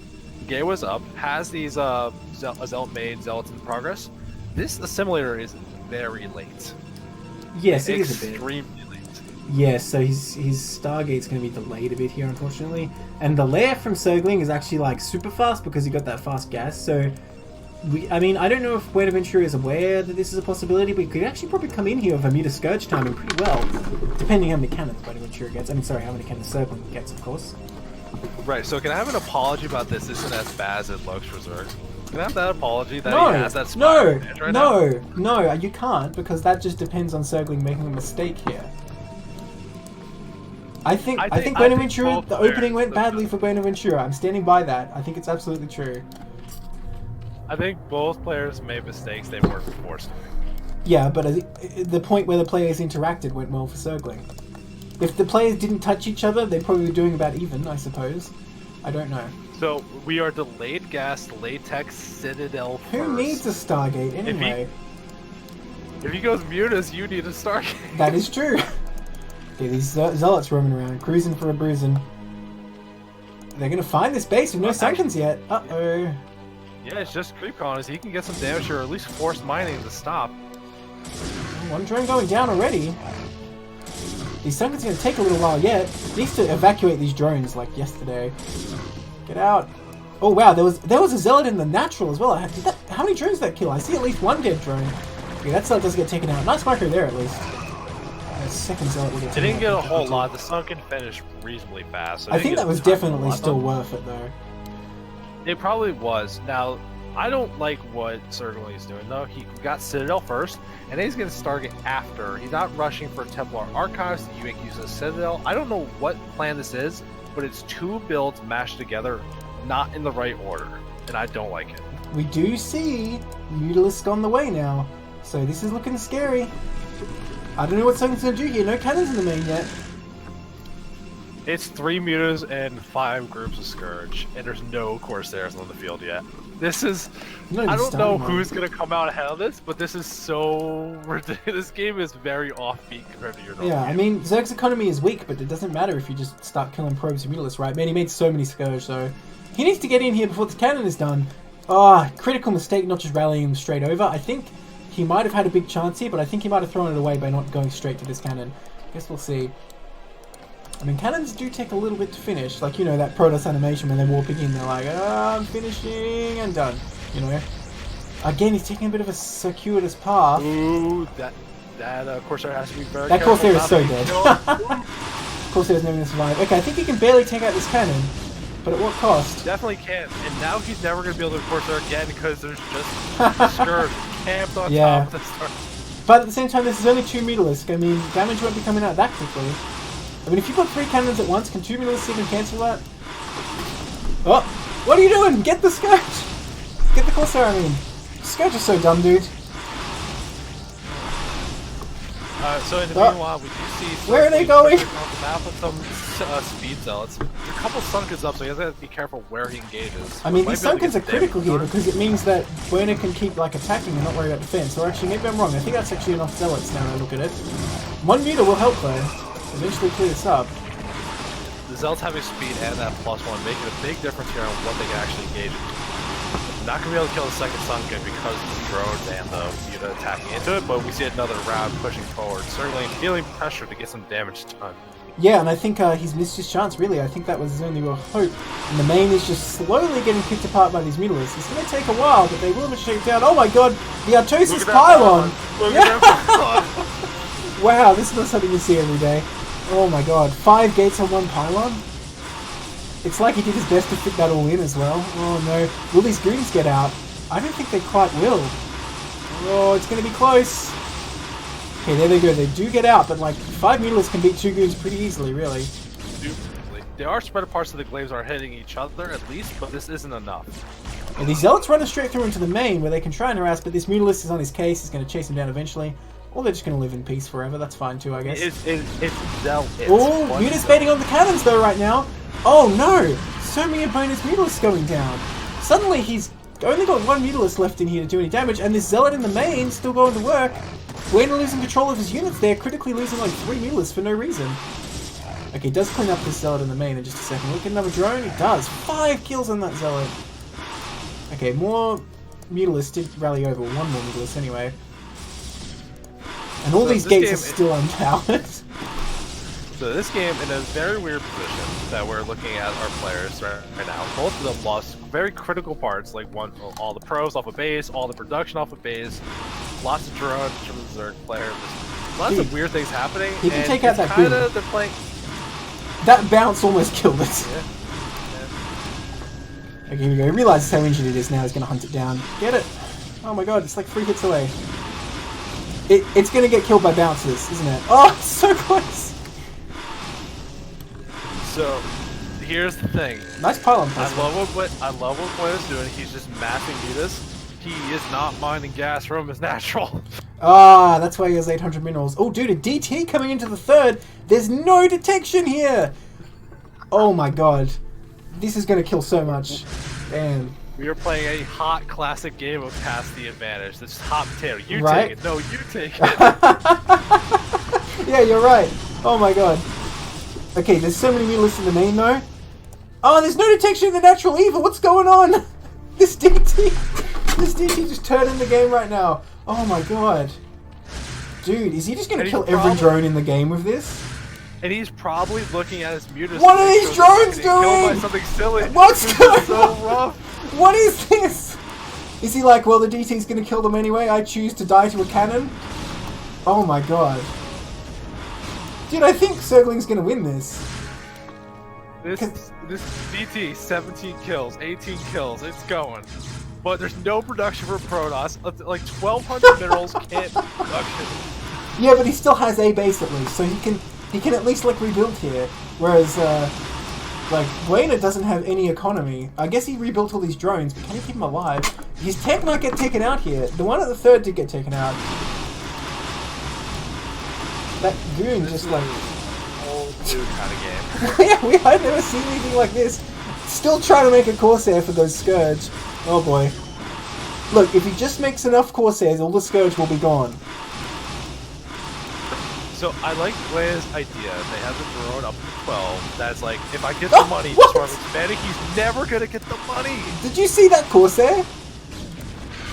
It's like the Scourge all like snatched it and it was on its way past, but they all missed. It just flew right through the middle. Oh, 2 Corsair coming to fight this group of Muta. I mean, it's not enough, but if you can climb back to the cannons... Whoa, maybe he can't. It just engaged again. This is so bad. And remember that we're going to be very close that we're getting flyer carapace for these Mutas. They're going to be extra hard to kill with these Corsairs. Yeah, so Buena set up mining on one base again. Did finally take out that DT in the main just before it finished the Spire. Oh my god, I can't believe I missed that. So he will be able to keep producing here.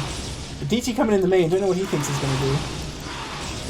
Alright. Dude, honestly, in this kind of game, maybe Zergling should morph his 2 DTs and get mind control. I don't know. If you get like 1 Mutalist, that's pretty big. Yeah, but like you don't have Storm, so what are you going to do once you Maelstrom them? Run away. Great. Alright, so like, as fun as this game is, it's very awkward, interesting position. Both players are going to have to try really hard to figure out how they're going to play this out. Who do you think actually has an advantage right now? I don't know. I honestly don't know. I think maybe Buena, because he can rebuild up on these drones while these Mutas are causing distraction. And like, as long as he gets that economy back up, he's in a pretty commanding position. But Protoss is taking another base somehow during this. And Zerg doesn't have any tech other than Muta. Like, he doesn't have any Hydra Den, he doesn't have a Hive or anything. So, like, if Zergling somehow gets a bunch of Archons or Corsairs, there's kind of not much Buena can do. Oh my god, what is this? But you're saying something like Archons, like, there's no Citadel. They're very far away from Archons. No, he has a Citadel and a Templar Archives. Look at his natural. Oh, wow. How do you think he made those DTs, dude? I am dumb. It's late. I'm sorry. You can't just make DTs at the start of the game. God, imagine how hard the game would be if that was true. No, I'm just dumb now. Okay, well these Mutas might actually get cleaned up here. fairly healthy drone count again, but the DTs He are on has the to stop stall. getting baited with these mutas back in the Yeah. cans. All the mutas because he keeps getting baited into these fights. Yeah, I think Bueno would have won this game like 3 times over the amount of stuff he's run into these cannons. It's really unfortunate. Yeah, But I mean, the unfortunate. damage is sort of done, to be honest. Like, this main is just a sad shell of its former self. This is like that campaign mission where you come in and Phoenix is like, oh, this stuff's unpowered, you better build some pylons. That's what this base is like right now. But that extra base by circling, like, somehow, some way, he had the presence of mind to do this, and it's expanding again! It's like, alright, well, if I can't have an army, I'm just gonna have an economy. That's just as good, right? I mean, the way these fights have been going, it's been like 4 mutas at a time. Just taking a bunch of cannons and Nexus, that makes sense. It really... Yeah, and I mean, Buena's supply is actually extremely low right now. He doesn't have much else going for him. Now the Lemutas are dead. He's taking into Hydras finally. Yeah, now the Lemutas are dead and he has +1 carapace. I guess it helps if any more Corsairs come out. But finally, Circling will reclaim that main.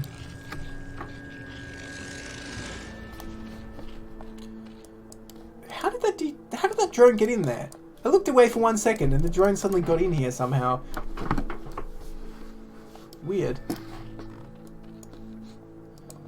I can't believe this game's like calmed down now. This whole game is interesting on a level that I can't really describe. Yeah, wasn't expecting this for the last game. I picked a good one. Oh, look at this rally though. Look at this rally. Oh dear God, no. Yeah. You poor drones. You'll be remembered fondly. And 1 Hydra. Oh, that one gets call on map, so rally points looking like they're reassessed. Well, he has an There's important job to do. Shut down his hatchery, possibly. Well, 1 Hydra doesn't beat 1 DT, but more coming out. This other DT trying to get in as well, but there's an Overlord there. 2 places to watch at once. That DT's going to get taken out pretty quickly. I think this one will too. Unfortunately, right-clicked on the hatchery, so I don't get to kill any Hydras there or get away or anything. Okay, so Bueno does fend that off for now. We were seeing Circling, looking around a little bit, using this Zealot down the south side. Scout, how many bases does this Zarya actually have? But since he's on 3, despite the drone count, he's on 3, establishing a 4th. Protoss on 4, again, that's like ignoring the worker count. Protoss gotta be feeling good about their position, that they're on even supplies, or Protoss way ahead, but even worker counts. Yeah, honestly, it was a pretty inspired move to be taking these expansions and canning them up, because there's not much Zerg can really do about these for now.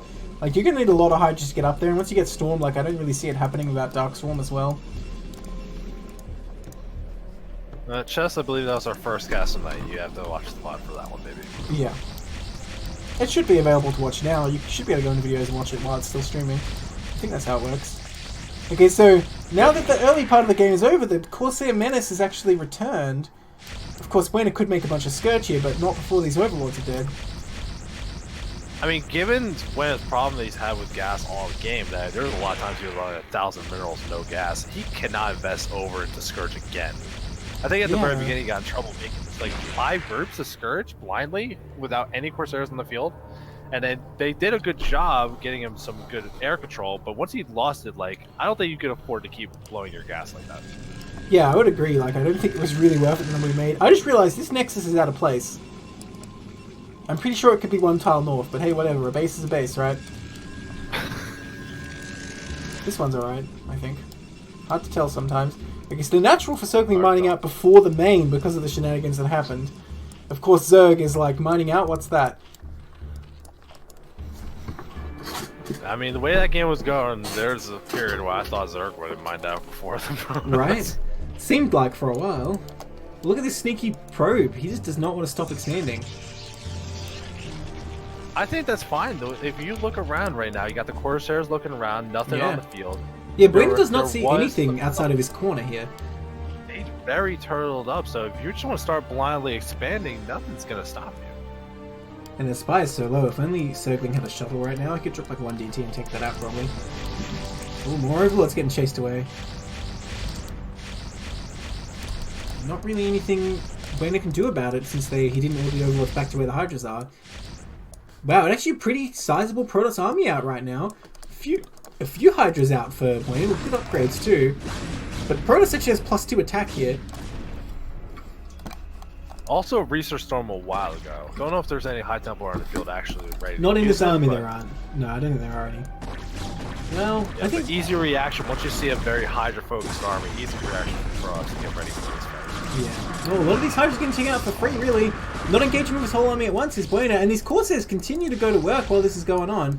Okay, this is a mostly goon-based army, though, so without support, it might be pretty inefficient. All these Hydras from Bueno need to get in the fight, though. Very few units engaging at once here. Yeah, the fact that it keeps coming in like sections at a time, this Yeah. actually should be good for Cross to fight this off without any problems. I mean, that's exactly what goons are best at, right? Is fighting small amounts of units repeatedly. That's like the number one thing goons want. Oh, the Corsairs come in as well. Wow, huge losses for Wayner there, but he is cutting off reinforcements as natural. He's lost so many overlords this game, though. Oh my god. It's starting to get out of I control. can't believe, like, so this game going long, very weird. Both players probably very out of their element. But Circling having this much money banked up feels like he should be doing something with it. Building Well, a bunch you of get 4 gameways, bases slamming as down more Protoss. nexuses, whatever you want to do. But you gotta spend this money. Yeah. To be fair, he had a hard time setting up his base after it got like completely depowered. Yeah, so I saw an upgrade from Buena a little bit ago. Lurker aspect is finished. Yes. So is drops from the Overlords. Ooh, that could be strong. But That might I be don't a know way if he really back has into to know. this main. Then again, It this doesn't is seem that way. Yeah, this is a lot of Hydras for a no storm army here. In fact, is it just goons left at this point? Buena could probably actually come in here and engage. Now that I look at it, I mean the lurkers especially, right? Is there even a robo? +2/+2 for Zerg is about to finish as well. Man, that's actually really good upgrades considering how this game started. I'm surprised Buena was able to actually get upgrades out. Another DT coming across. There is a... Oh, here comes the Overlords. Oh no. So there's technically a defense here of like 3 Zerglings, but like that's not enough for a single DT, and even if the Overlord didn't die, which it looks like it will. But at the same time, Buena's going to come in with his own attack. Oh my gosh. Okay, I don't know if he can bust this down with the cannons there, but if he can take out this army, the cannons on their own won't do much. Okay, this Overlord getting chased out. Another Overlord is there, but what reinforcements are there that Buena can bring to this base? Looks like none. That DT also running past. Oh wow, it actually sneaked past 2 Lurkers. I can't believe that. I mean, it didn't exactly sneak past, he just basically tanked it. Okay, this DT going to work. The Lings are going to do nothing to that. Oh dear. This could be a key point for Circling here, Meanwhile, killing all these Buena drones. outside the natural, but afraid to pull the trigger on attack. Not going for a drop, Well- not trying to push to the third. Nothing. He's just trying to figure something out. Finally moving towards the third, see if he can break. I think that's enough Hydras, he can break that pretty easily. It looks like, yeah, he will be able to Bunch take of that units out. getting caught by these Lurkers on the front, but there's plenty of detection with these observers, making sure that he's going to be able to take this out. Yeah, and like all his drones are gone after this happens, so he doesn't really have no chance. I mean, he's taken out all these probes. I feel like if he defended that DT, this would be alright, because we had to rebuild another army, but as it is, his economy is just being beaten down again. Hydra's still doing their best. Like you mentioned, with +2/+2, Protoss does have +3 attack, but he has no armor upgrade, so these Hydra's doing pretty good damage, to be honest, and no storm still, but it's just not enough. Well, Buena does continue to try to expand here. Oh, that hatchery actually got taken out by that DT, I can't believe it. And suddenly it's only goons, though, for Circling. Can this handful of Hydras actually take this fight? Okay, Templars finally come out. Storm's not I would quite think he had to ready. back off now. You gotta Oh, be does he? careful. Look at these extra Hydras, though, that were over at the third. Taking out the Templars, that's pretty huge.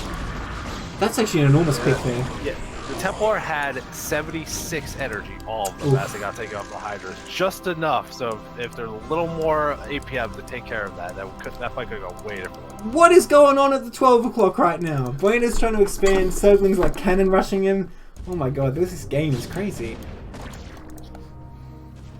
So in the midst of things, we also have a second layer from the Zerg down at his natural, just for the hit Right. points, I believe. Yeah, just in case that got sniped. Interesting. Yeah, but another situation where we just see Zerg Lane. Look at he has so much money. Yeah, that is a lot of And money. he's just not doing anything with it. Like, this is unfortunate. The Yeah, he's spot, supply block like, right Weta now. keeps sneaking his way back into this game. Well, If he just spent some of his money on anything, it would he be is, enough. he is. Look what he's doing at the 12. He's spending it. You sure you got enough pylons Yeah. there, buddy? Do you Sure. need a few more? Okay, looks like Buena will react here. I don't know if he's going to be able to save this hatchery. Oh, it's going to be close. I don't know what you make Those are there. not in a good. those cannons are not in a good spot to actually fight off. Like they're gonna die Ooh, real but quick. the Hydras are blocking themselves. Okay, they will move in. But at the same time, this massive army coming out for Zergling, and there's nothing at the natural. Oh, when I play Zerg on this map, this is the bane of my existence, is trying to defend this natural, because it's just not that good for SimCity. I mean, Buena's got a pretty good setup here, but there's just no units. Not a single lurker or Hydra. Well, don't worry, he's got the extra health. He has that second layer, man. Okay, Buena cleaned this up in the 12, but if he loses his main, I think that's going to be it. Zergling surprisingly starting to attack there. I would love to go into the Zerg base right now and kill this fire, kill these tech buildings. Yeah. Shut down these units that Ben has been on for 20 minutes ago. Yeah, Buena really needs a hive, because he can't just be making 2-2 Hydra for the whole game. Oh man, the Corsair's finally getting taken out mostly. Hydrogen going to go down here, unfortunately, for Buena. It's going to disrupt his production a bit. But his Hydra army is coming back down to 5. Now, again, there's no storms because their Templars got picked off. He might barely be able to overcome this army with the Hydras he has. Barely. Oh, I was going to say this army would be fight, but circling a couple of units going back to fight, losing some free zealots, Yeah. so got to be careful with his army control. Has the money to spare if he builds the units. Certainly Look he at the does. production tab now, there's nothing being built. Well, Buena doesn't have Hydrogen, so he can only make drones right now. Not even remaking it right now. Look at the 12. He I know. failed the cannon rush. He's building gateways anyway. He doesn't. He's going to start building DTs out of those. Okay, this Hydra's coming in. Oh, kind of a flank for the Zealots, but I think that works in the Hydra's favor. Alright, clean it up again. I know you're saying there's no true high ground, but is there high ground just for a part of that ramp at least? No. Nope, it's all fake. None of it does anything. Okay. Oh, that DT! Is he gonna get away? Ooh, it's speedy. I think it's gonna die. Only take one more hit. Man! It's dead. Unfortunate. Okay, I know Zergling has 6,000 minerals, but this base is gonna mine out soon enough. Then he's not mining, whereas Buena, you know, technically has continued to expand here.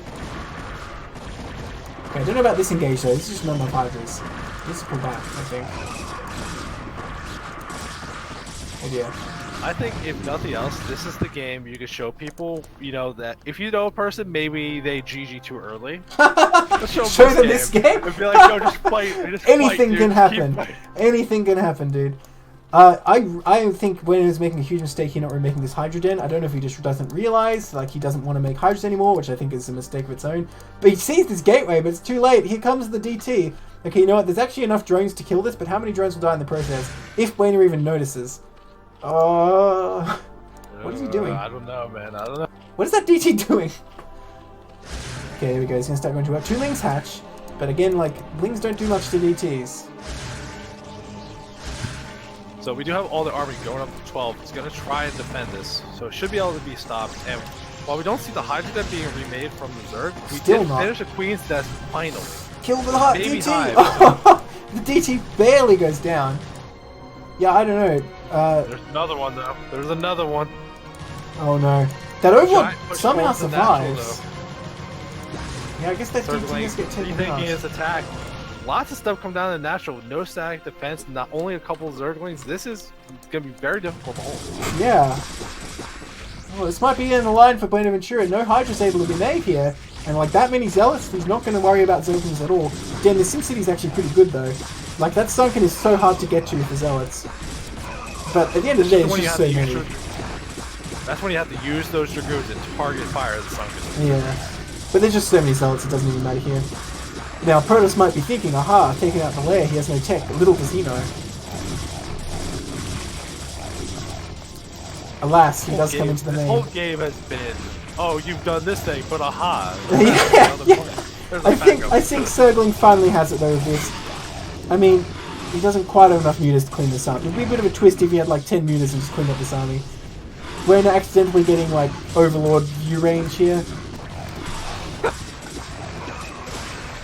What else would complete this perfect game? Is he going to finish it? Is he going to finish it? I think he is. He needs to see the victory. Yes. Come on, he needs to see it. Yes. He got it. Oh! No. He was just waiting for that.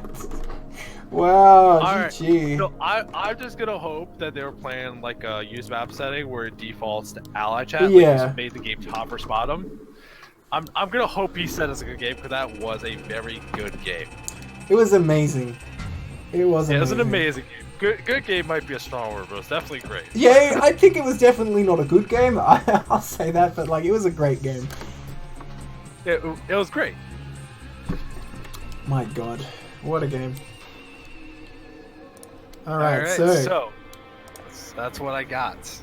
But did you know someone else is gonna cast more games? that's right. They are. Who's it going to be?